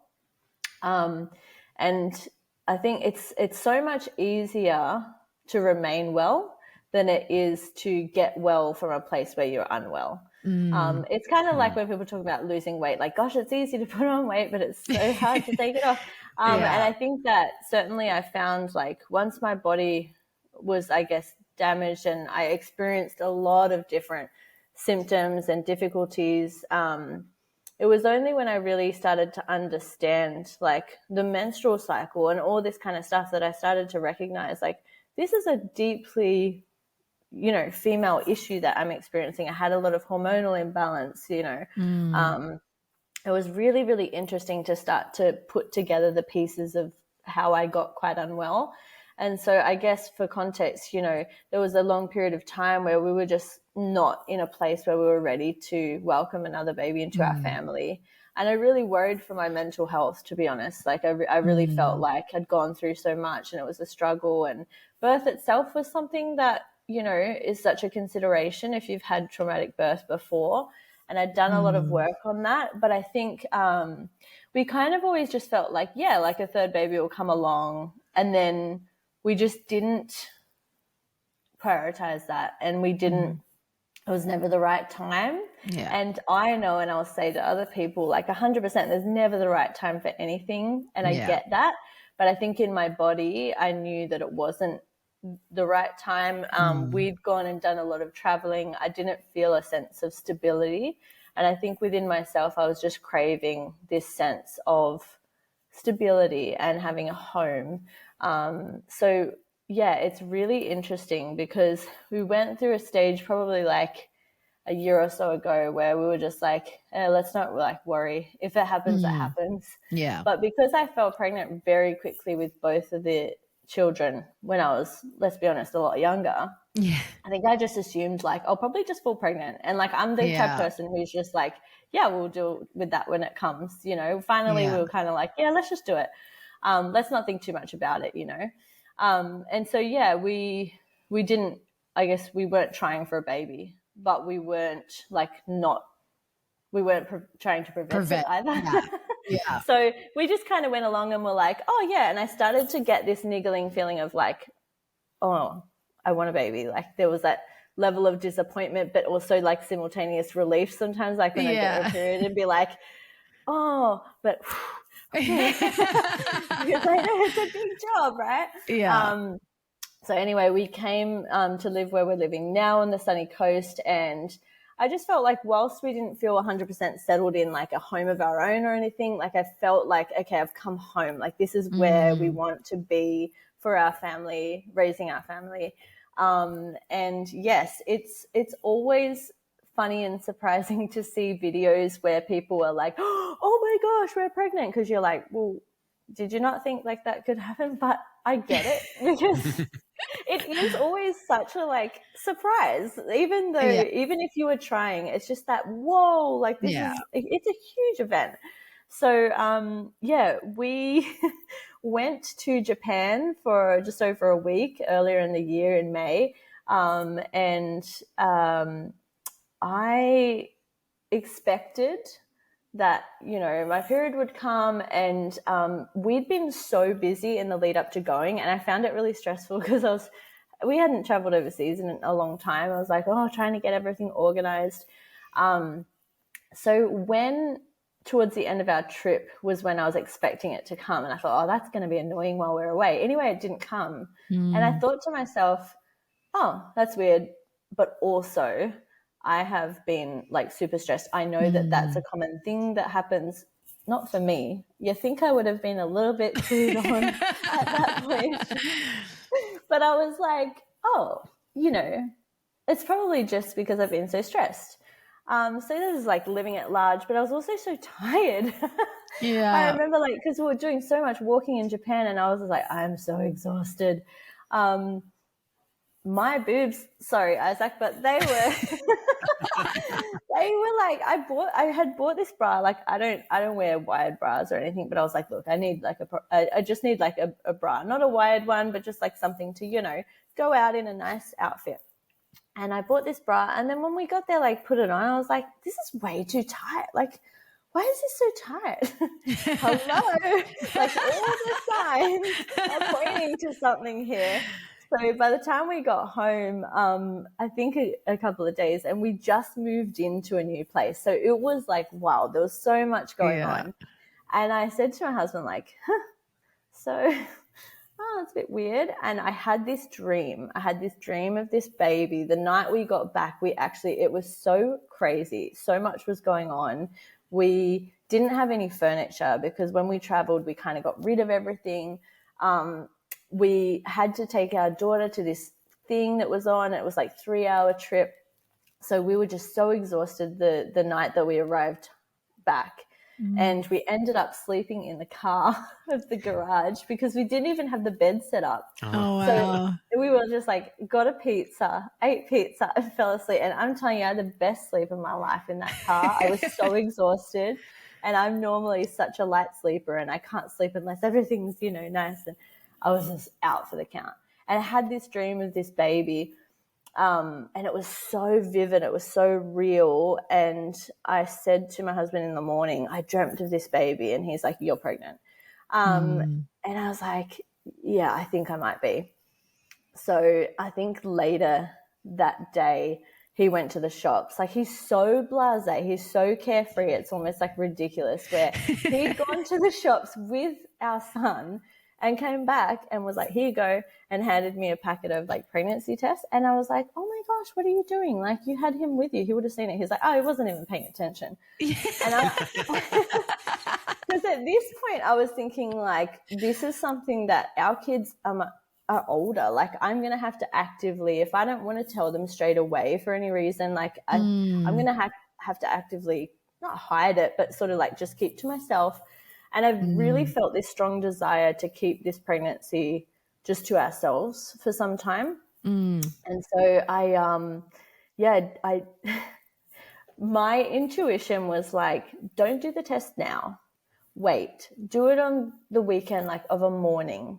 Night times is one of those things, night just exacerbates everything. I don't know if you feel that, but if you feel anxious about something, just nighttime is just going to amp it up. Yeah, I totally get that. Yeah. If I totally get that. I honestly, I don't look at my phone after a certain time because if I see text messages, I'm I'm not opening that or looking at it because if it's something I have to deal with, I'm going to do that in the morning. Yeah. I totally get 100%. That. Yeah.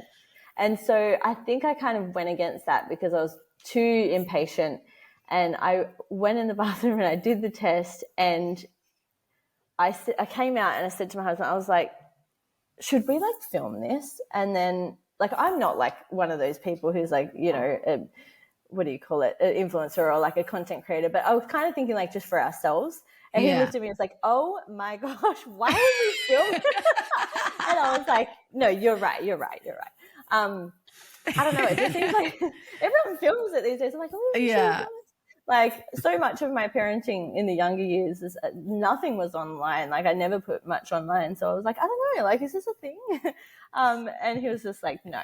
So anyway, I held it out to him and I was like, you read it. And he's like, oh, but I don't know what I'm looking at.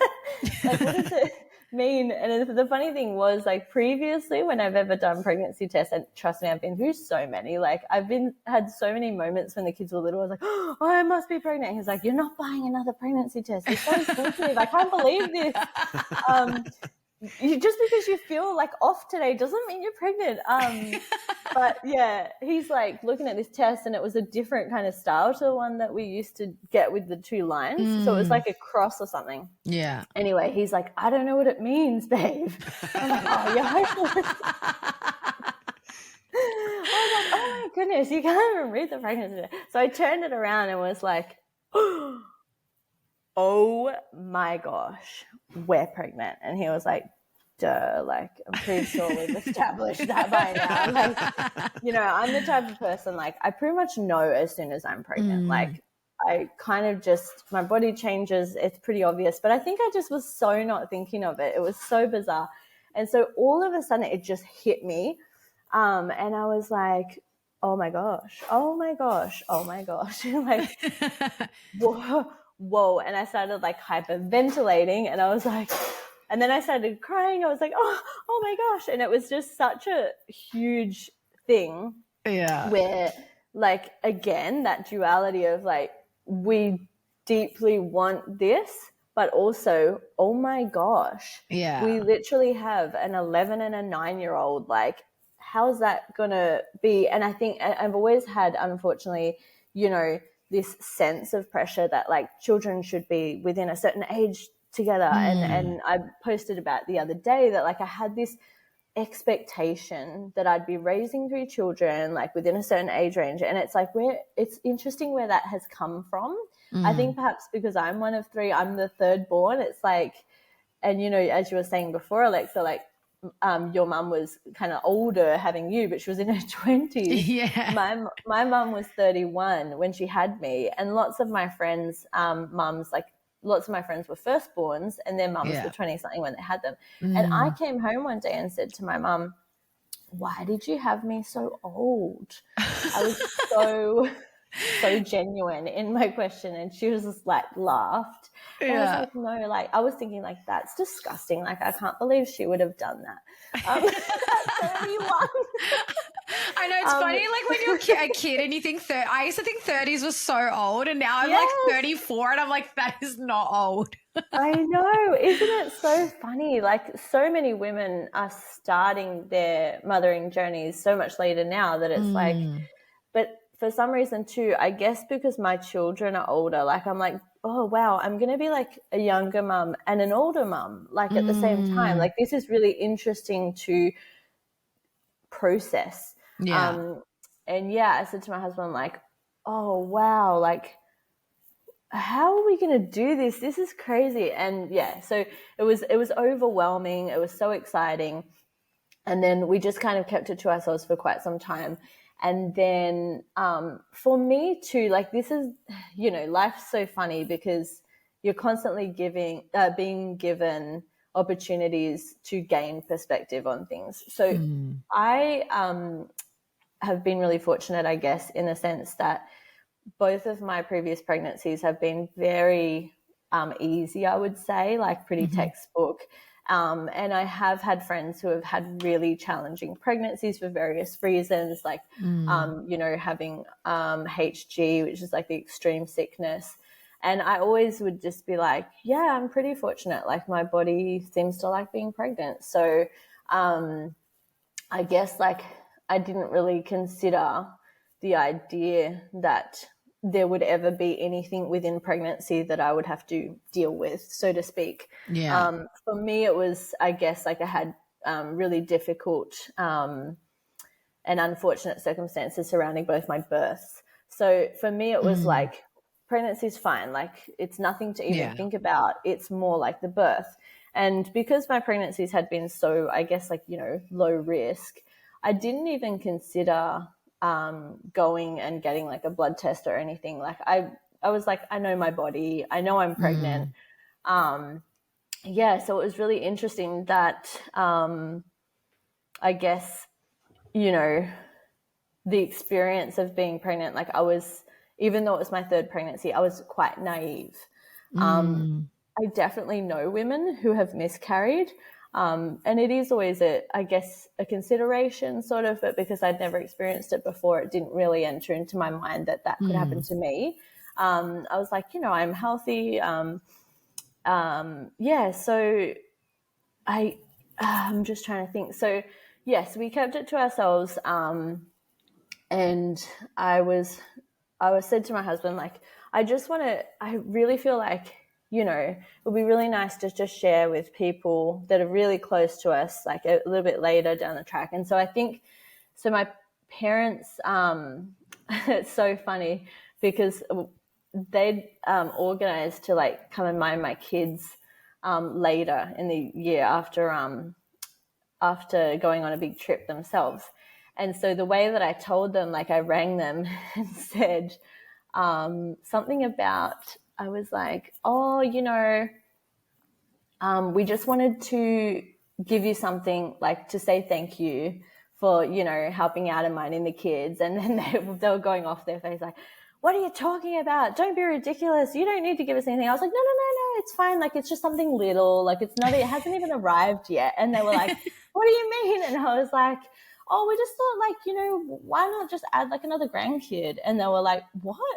And then I was like, we're having a baby. And they were like so excited. Like my dad was still starting to cry. But it's really interesting, hey, because I for some reason, I think maybe being like the third born, the baby in my family, I always have this expectation, like, and this this desire to like make them proud and like, do they approve? And I've had to work a lot on that.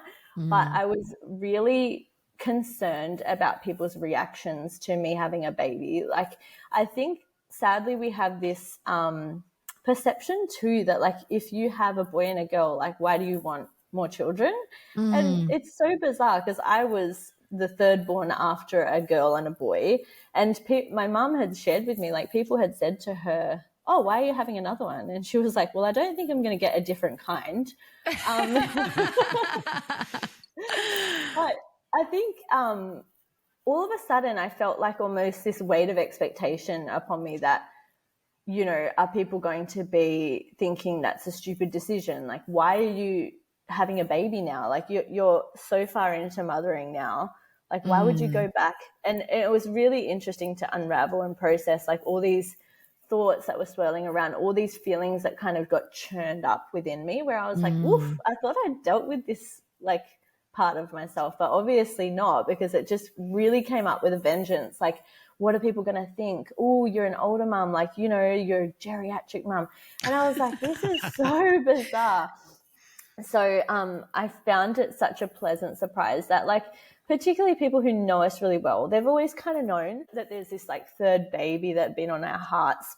And it's really interesting because we've actually had a couple of instances where both times it's been like Filipino women who have actually met us and said, where's your third child?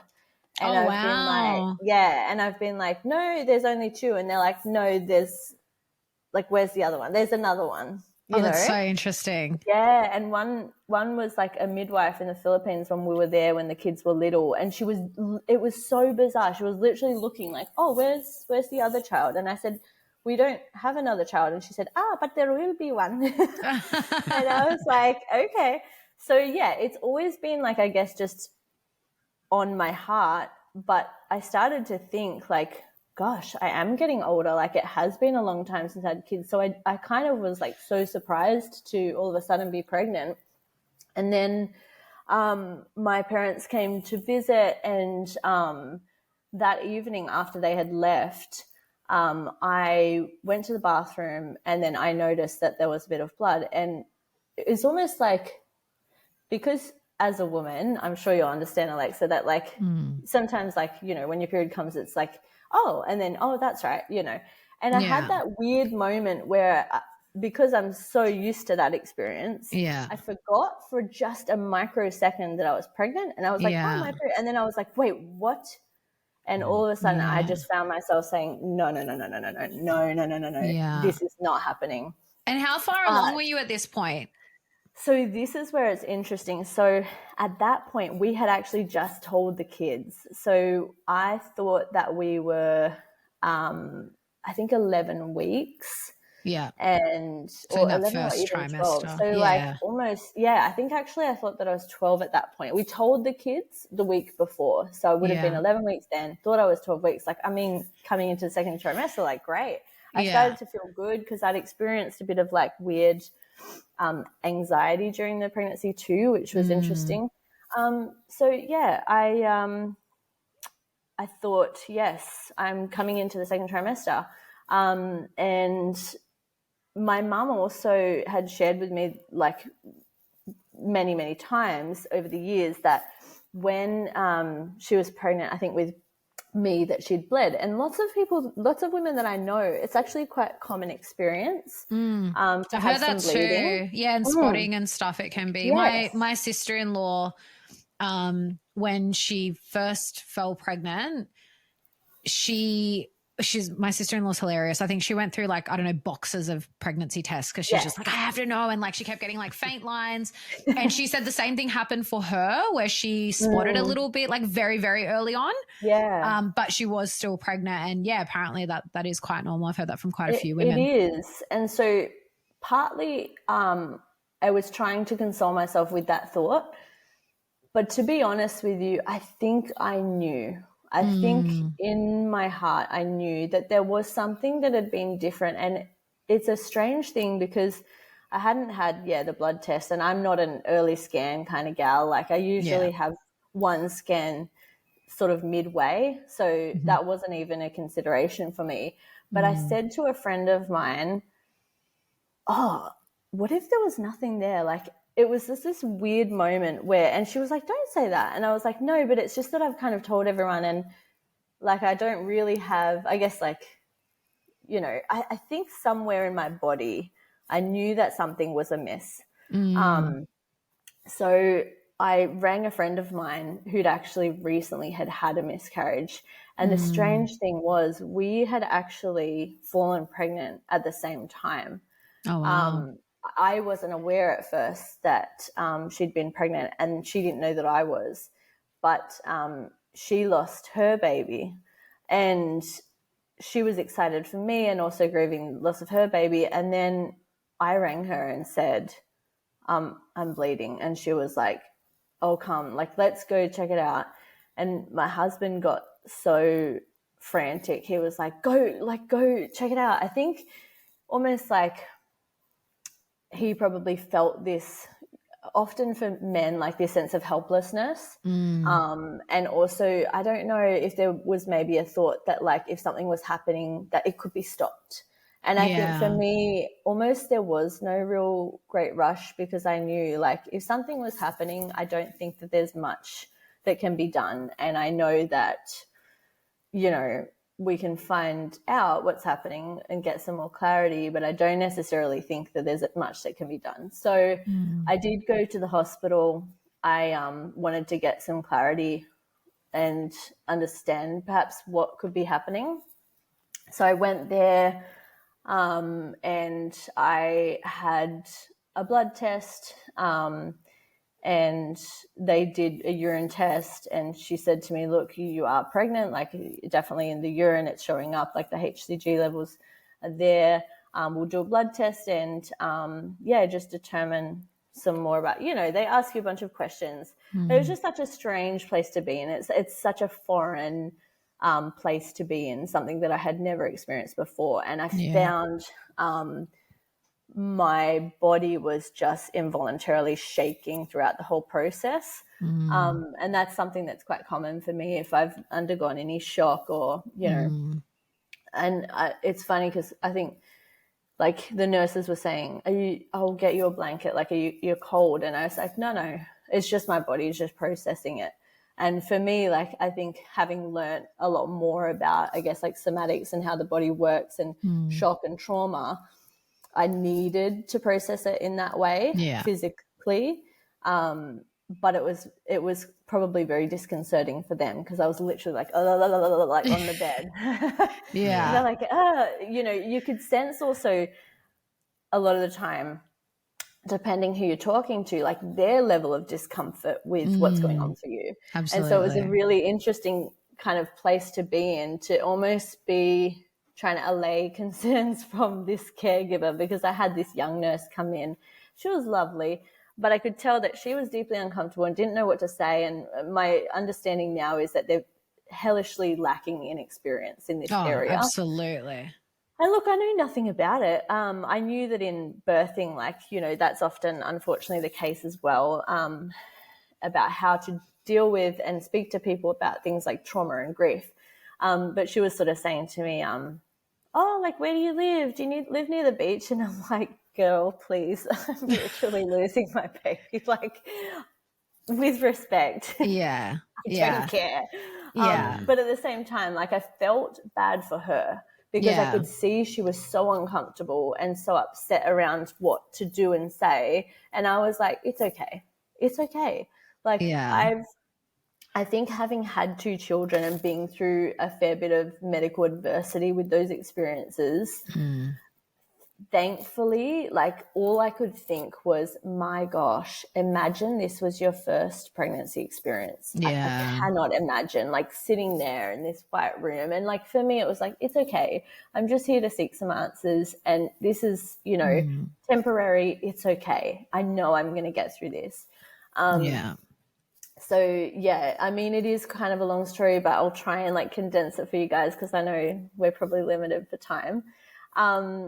But yeah, basically they, one of the doctors who was on duty, like this is a pretty small hospital, like we're still a fairly regional area. She said to me, look, I don't have anyone on at the moment because it was like late at night. And she said, I don't have like a sonographer on to do a scan. We do have like an old ultrasound machine. Like if you want, I don't have much experience in it, but I can try just do an ultrasound and see whether we can try and like pick up a heartbeat or something and just give you something like to go on. So I was like, that's lovely. I would really like that. Thank you. So this is where I still deeply appreciate the gesture from her. And I don't think she did anything wrong in this case, but she did the ultrasound and evidently she was very inexperienced because she was like, oh, I think that's the heartbeat. I don't know what she had found, but I later found out it wasn't actually the heartbeat. So I went home that night and they said to me that they would call me in the morning with the blood test results, and that would give an indication like how far the pregnancy should be because of the HCG levels. So really, really early in the morning, the doctor rang me and she's like, look, I'm about to go, like I'm about to finish my shift, but I've just got the results. Unfortunately, there is like the HCG levels are there, but they are a lot lower than what we would expect. She said to me, is there any chance that you might have your dates wrong? I said, oh, and she said, maybe by like a couple of weeks. And I said, no, there's no chance. I know like what the date should be. And she's like, I'm really sorry. It doesn't look like it matches up. So she asked me to come in if I'd like to and do an ultrasound with the sonographer. And at that point, that's when I went in and she did the ultrasound and was like, unfortunately, it's not there. Like there's no heartbeat. And I was kind of like shocked because I think, so what had happened was it was a miscarriage, which in some ways like kind of made me feel a little bit better that it was earlier on than I'd first thought. Like I hadn't had this 12-week-old baby that had passed, but I was like also thinking, it's so funny how so many thoughts can go through your mind at one time. I felt like this sense of embarrassment, like shame, like why did I tell everyone? And now it's like, surprise, I'm not, like it's such a strange position to be in where I didn't ever expect to be in, and you're just navigating it as you go. So that was the confirmation, I guess, like the baby's passed away. And I started crying and I like walked out and they were like, come see the doctor. And I was just like, this is so indescribable in terms of like, your experience. And I kept thinking like, I'm so grateful that I am not a first-time mum because I would just hate to see any woman in this position who hasn't perhaps dealt with the hospital system, or like, not that they were inherently bad, but just ill-equipped, I would say. So they sent me on my way with no like real information, like pamphlet, anything. The doctor explained a little bit about like what a missed miscarriage was. Like basically your body is still holding on to the pregnancy, but the baby's no longer continuing to grow. Yeah. Like it's died. So I was like, okay, so what does that mean? Like what happens now? And he basically just said to me, there's a few options that can happen. And I think for me, like, and I will be sharing more on this topic because I had very little understanding of what miscarriage in reality looks like. I think that I was, so blind and oblivious to the experience that I never really queried actually what happens. Particularly for this instance of a miscarriage, which I didn't even understand was like a thing, you know, it was like, I knew it could happen, but I didn't know there was a name for it and all that kind of stuff. So I guess he basically just explained that sometimes the body will eventually like, it's hard to find the right terms because sometimes I feel like I want to say like it will expel, but then it's like it's so scientific, it's so like devoid of emotion. But what is even the right thing to say? Like your body will maybe eventually miscarry it on its own, like it will come out.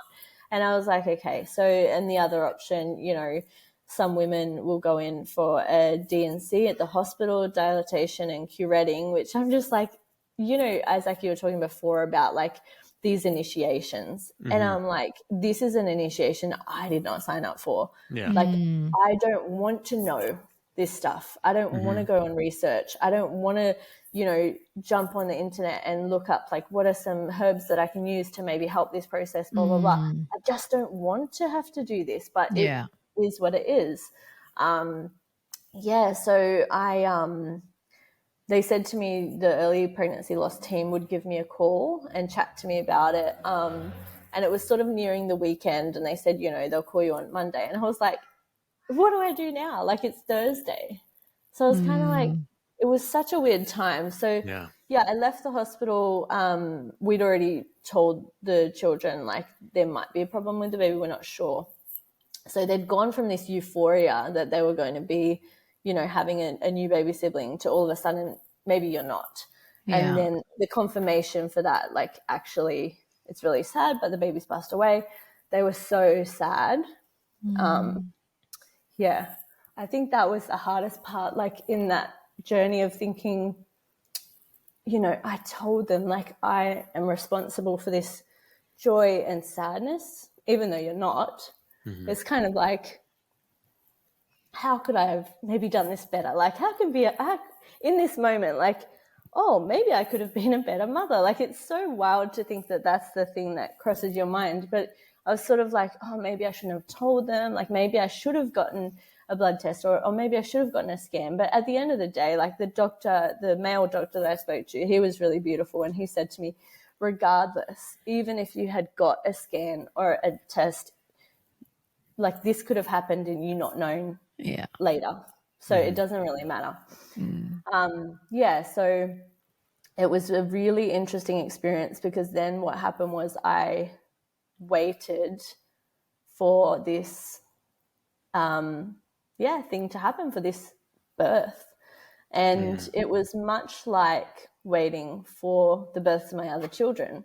So like we went to the beach and they swam. Like the day that it happened, we just went home. We literally just sat on the couch, cried, watched a bunch of TV. That was what we needed to do. But following that, in the days that came, we went to the beach. And it was just this weird, almost like, you know, when you see in a movie, people just like kind of going through and everything's blurred around them. Like I was kind of exactly looking at what you're talking about, that feeling. I'm looking at people and it didn't feel spiteful or angry, but like they're laughing and I'm like at whatever and having a great time. And I'm like, oh my gosh, like I've just lost a baby. How are your lives so, you know, just you're not, I don't know how to explain it, but it's like at the time that you're going through like potentially the worst moment of your life And it happens all the time, like in grief, when you lose someone, everyone else around you's life continues on, but you want to almost like, can we just pause? Like, can everyone just take a break? Because like, this can't be real that your life is just continuing when mine's just been halted. And in that moment, it did feel like it's just been like halted. So I waited, and then I think on the the Sunday afternoon, we were actually having a picnic down by the river, and I'd sought some information too from some people about like what it might be like, the experience. And some women had said to me, look, like it can be quite painful, like labor, like, you know, contractions. Yeah, that's what I was stuff. going to ask, if you experienced anything like that, because I have heard that from some women. Yeah. And honestly, again, like I'm really reticent sometimes to share things with people that make them feel fearful. But I think it's important to recognize that like we don't talk enough about this, and perhaps if people were more prepared. I had no preparation. I hadn't even chosen what I was going to do about birth, like later down the track. Like it was something that I was still toying with the idea of like, will I have, you know, a supported birth? Will I, you know, there was lots to consider. And I was like, I haven't even had the chance to think about birthing. And the irony is like, well, I don't know for all women whether it's the same, but it's like you talk about birth and like maybe you get a doula or you have support and you have a number of skills and tools that you might use in birth, but you're thrown into this like little birth without any preparation. And I was like, I have nothing. Like thank God, I went and got a water bottle and I had that. And like, because one of the ladies said to me, like, get a hot water bottle. So I had that.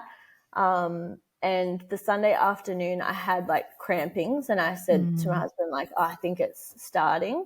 And I started to bleed. So it was much like labor. It was really such an interesting process.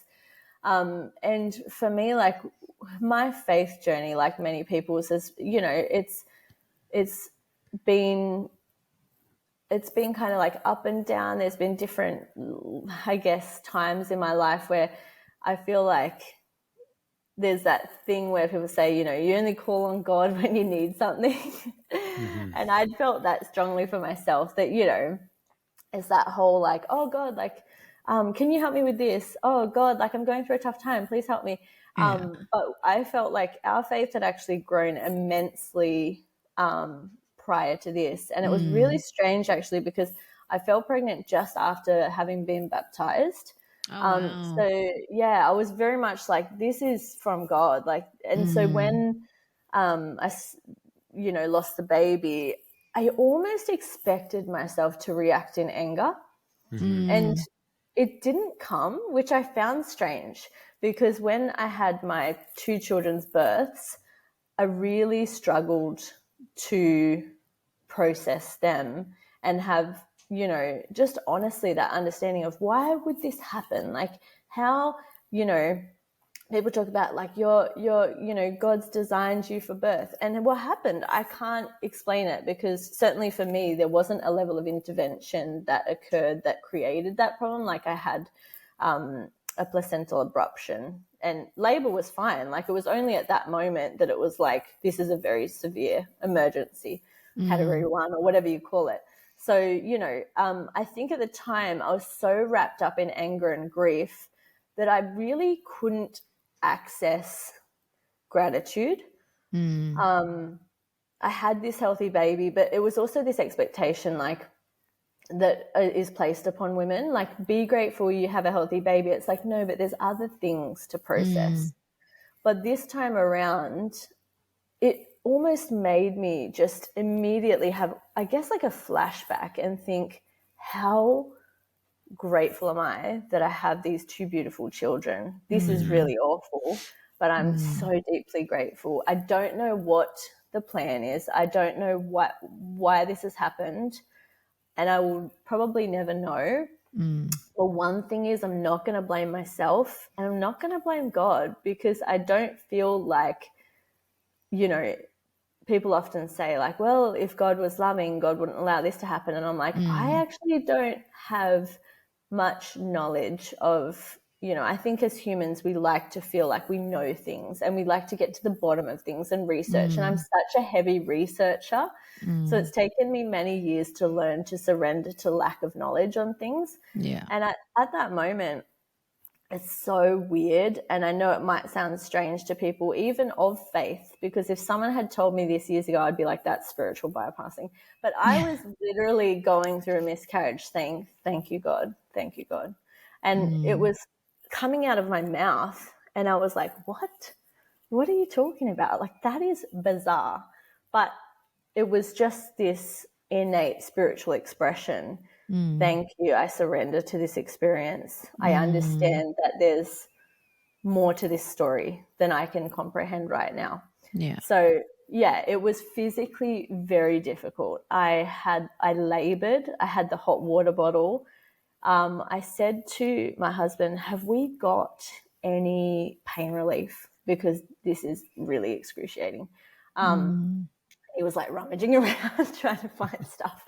But at one point I remember, like, because I'd seen certain things over the years, particularly on social media about, strategies for coping with like the intensity of labor. And I'd certainly used different things in my labors. But I was like, what have I got? And I found a hairbrush and I was like, perfect. And I just grabbed it. I was like, oh, this is actually quite effective. I just had this really spiky hairbrush and I was like, this is so intense. But I mean, like I said, I'm very happy to speak to the reality of the experience. And I know that it's quite shocking and graphic, but for me, I think perhaps if I'd known a bit more about it, I would have felt less unprepared. And so I think it is important that we are mindful of where we share experiences. And I'm sort of one of those people like, do we need to put a trigger warning on everything we put out? But at the same time, I will say like that this is not a conversation that I would welcome a pregnant woman to engage in and listen to, because it's just not something that you really need at that time. But for me, like, definitely it's something that I think we need to talk more about as a society and a community, and as people with so many women who experience this. Like, I remember thinking to myself, geez, I've never had lost a baby, but I know that so many people, even in my own family, had, like, both my lineages, both my grandmothers have lost babies. It was quite common. Well, and I think that's why, like, it's like, that's where I think it's the least talked about. Like, I think like it's in our own family lines where this stuff happens. And especially like the older generations, it was shameful and it was like very hush hush and it like wasn't spoken about. And really that's like, I'm actually grateful that like in my family, we're very open. And I know like one of my cousins had a miscarriage between, I think like her third and her fourth baby or somewhere around there. And I remember like she shared with us at the time, and like even her just telling me that, like, I'm so grateful because I have been exposed to that, so that if that like, knock on wood, like if that were to ever happen to me, I would have some awareness of like what to expect and like what could happen. And again, it's so individual, like every woman is going to experience it so differently.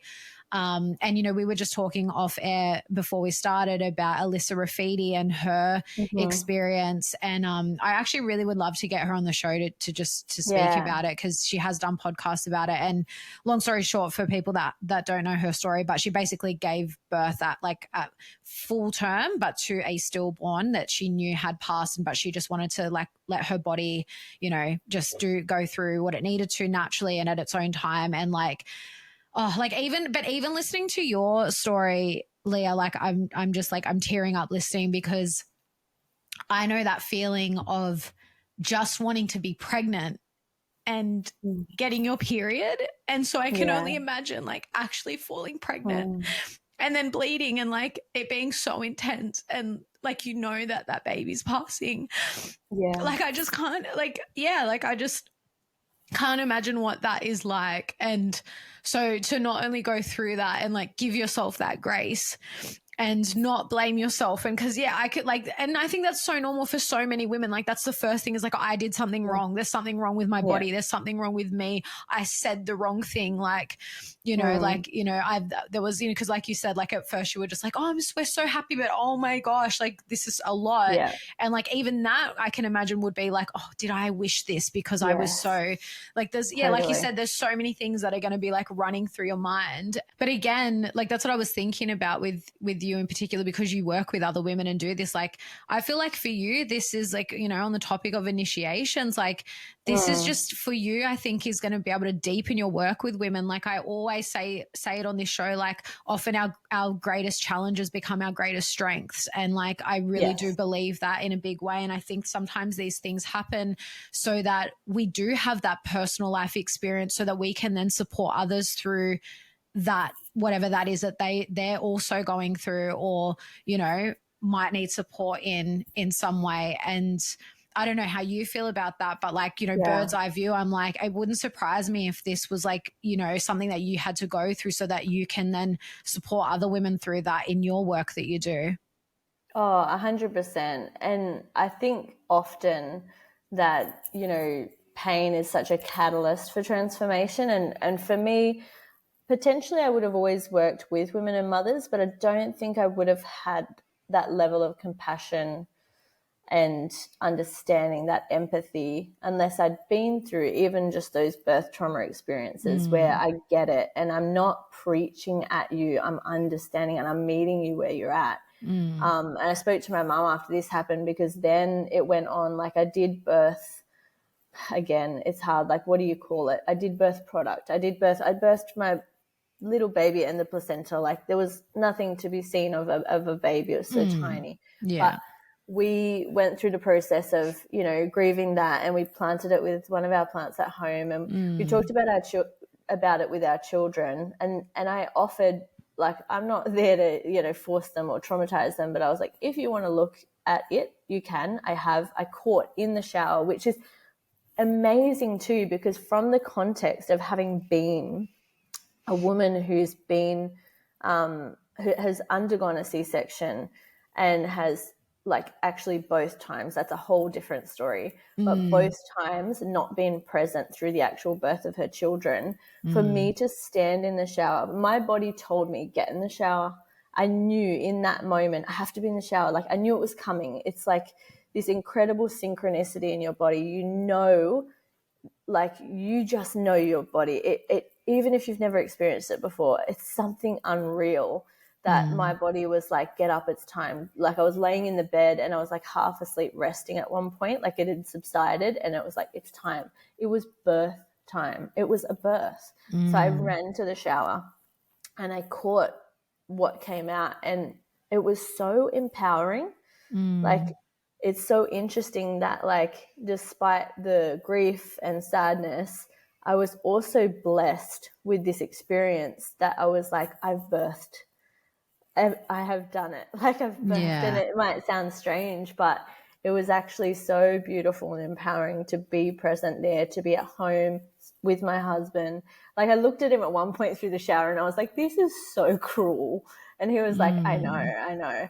But I think because I just thought that, I thought miscarriages earlier on were like, you just got your period again. I really didn't understand. And for some women that is the case, but I didn't get it. I didn't know that it was possible at such an early stage. Like, I mean, it's not so early, but like it's still early, to labor. Like my body had to go through labor and birth. It's crazy.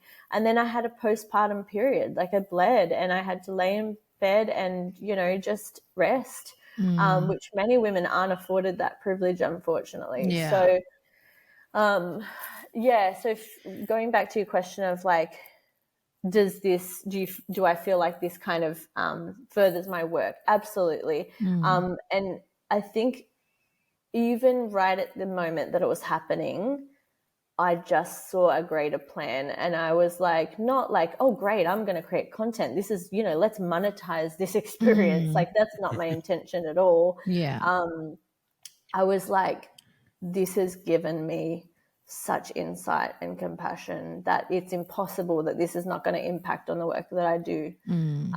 Even though I don't want to be in that camp in some way, like I don't want a little heaven baby, I want it here. Like at the same time, it's like this is going to be such a big part of the work that I do. And my mum spoke to me on the phone, like they weren't here at the time that it happened. And she was like, I hate that you're going through this, but I know in my heart that this is going to so profoundly impact the work that you do. And I was like, I know that. And I think, that perspective that I've been given over the years of, working with mums and having my own difficulties and initiations, if you will, there's definitely that sense that this is really important work. And lots of women, like yourself, many women actually messaged me privately and said, I'm really thankful that you shared that. Me, either it's like happened to me before and I have never shared it, or, it's happened to me and also like I relate, I've also shared it, or just thank you for sharing that. Like I didn't know much about it. And like it wasn't even a question for me. I think like over the years, like I'm very highly sensitive. I'm someone like I have learnt to embrace sensitivity as part of, like we said, that feminine. When I was younger, I really tried to push that down, and like I hated crying in front of people. It was like my worst case scenario type thing. But I think over the years, like it's just tapped into what a beautiful aspect of a person to be able and, to have that ability to share. Like that is not everyone's capability. Like not everyone wants or needs to share, and that's okay. But for me, I think I've really made such a commitment within myself to show up in an authentic way and to share when I feel ready experiences that I know may help just one other person. And it doesn't mean like, everyone has to share it at all. But for me, I think it's just really important. Like I used to kind of hold my cards close to my chest, and certainly there's still aspects of my life which are sacred. Like I don't really share much on my children, for example, but for me, it's just that discernment around what I share and how is this of service. So, and I think that comes back to my faith as well in terms of like that maturity. And like I said before, that sense of like, what can you do for me, God? Like I'm looking to be blessed. I'm, looking for assistance. And in a way, it's almost like, this is actually what you can do for me. This is a task that has been bestowed upon you and a responsibility. Like you want my love and support, but also I talk about this. I know it's sort of jumping topics again, but particularly in the work that I do with matrescence, when we talk about receiving, there's a time to receive and there's a time to give. And we need to understand that a lot within motherhood. So when I had the miscarriage, it was definitely a time to receive. But for me, it's like I feel like I've processed it quite quickly in a way because I've had children prior and I've done a lot of work in this area. And it's getting to that point now where I'm like, okay, and now it's time for me to give. And that's how motherhood traditionally worked, is that we support women to go through things. Then we have times where we receive. And then, when you look at like the Marga woman, the older woman, postmenopausal, she's there to provide, wisdoms and stuff and to help guide other women through experiences. So at some point we'll all get to that point, and that's where we can share so much wisdom. Like right now I'm just sharing my experience, but I know perhaps when I get to that point and when I'm older, it'll look really different again. Yeah. Well, I love that. I've loved this conversation, and I feel like we could honestly talk to you for hours, Leah. Yes. Like I think we actually we did do that the first night that we met. Yes, we did. And I'm so grateful for you coming on and sharing your experience. Like you said, like even if it helps one other person, which it always has a ripple effect. It's always more than just one. Even if it's like a friend of a friend of a friend that this happens to, and they're just like, oh, like go to this person's page, they've spoken about it. Like that's where I think like you create that community as well. And of course, in like the work that you do is so valuable. So how can people get in touch with you if they do want to work with you, or just follow you? Because you're just hilarious on Instagram. For everyone, I recommend go and follow Leah on Instagram. It's always a fun time.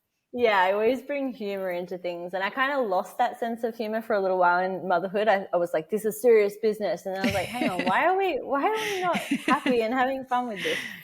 So you can find me on Instagram my name is Leah Talipeau. So it'll be in the show notes, I'm guessing. And my website is www.tribenourishment.com.au. So you can find me there as well. Love it. That's right. Well, yeah, you're exactly the right kind of woman to go through that experience and then present it to others. Because I was just thinking about that, what you were talking about with the tribe and the matron, above, after you get through menopause, then you're sharing your wisdom. Well, that's going on in a very negative light with other types of people that are very like, hardcore feminists or like very destructive or bitter or all this stuff. But to have somebody like you to go through a process like that, to go through a situation that you didn't ask for and to handle it with grace and be real with it and be very present with it and find gratitude and peace in the middle of that process. Like that's just such a clear example of what's possible for women. And I'm just grateful that you're sharing this. Thank you so much. I appreciate that. And it has been such an honor to be on. I'm really stoked to be here and be able to share. Thanks for tuning in to the Natural AF podcast, where we explore holistic healing modalities, mindsets, and methods that reconnect us to nature and our natural state of being. If something resonated, share this episode and see the show notes for our guest links, as well as all of our discount codes for our aligned affiliates and natural art form, where we handcraft a range of organic, natural remedies to help support your body's natural healing abilities and help support the show. If you're listening on Spotify or Apple Podcasts, please take a few seconds to leave us a rating and review. And if you're watching on Rumble or YouTube, hit the like button and drop us a comment, and be sure to subscribe to our channel for the latest updates. We're not here to conform. We're here to remember what's real. So step into your power, be curious, and be natural AF.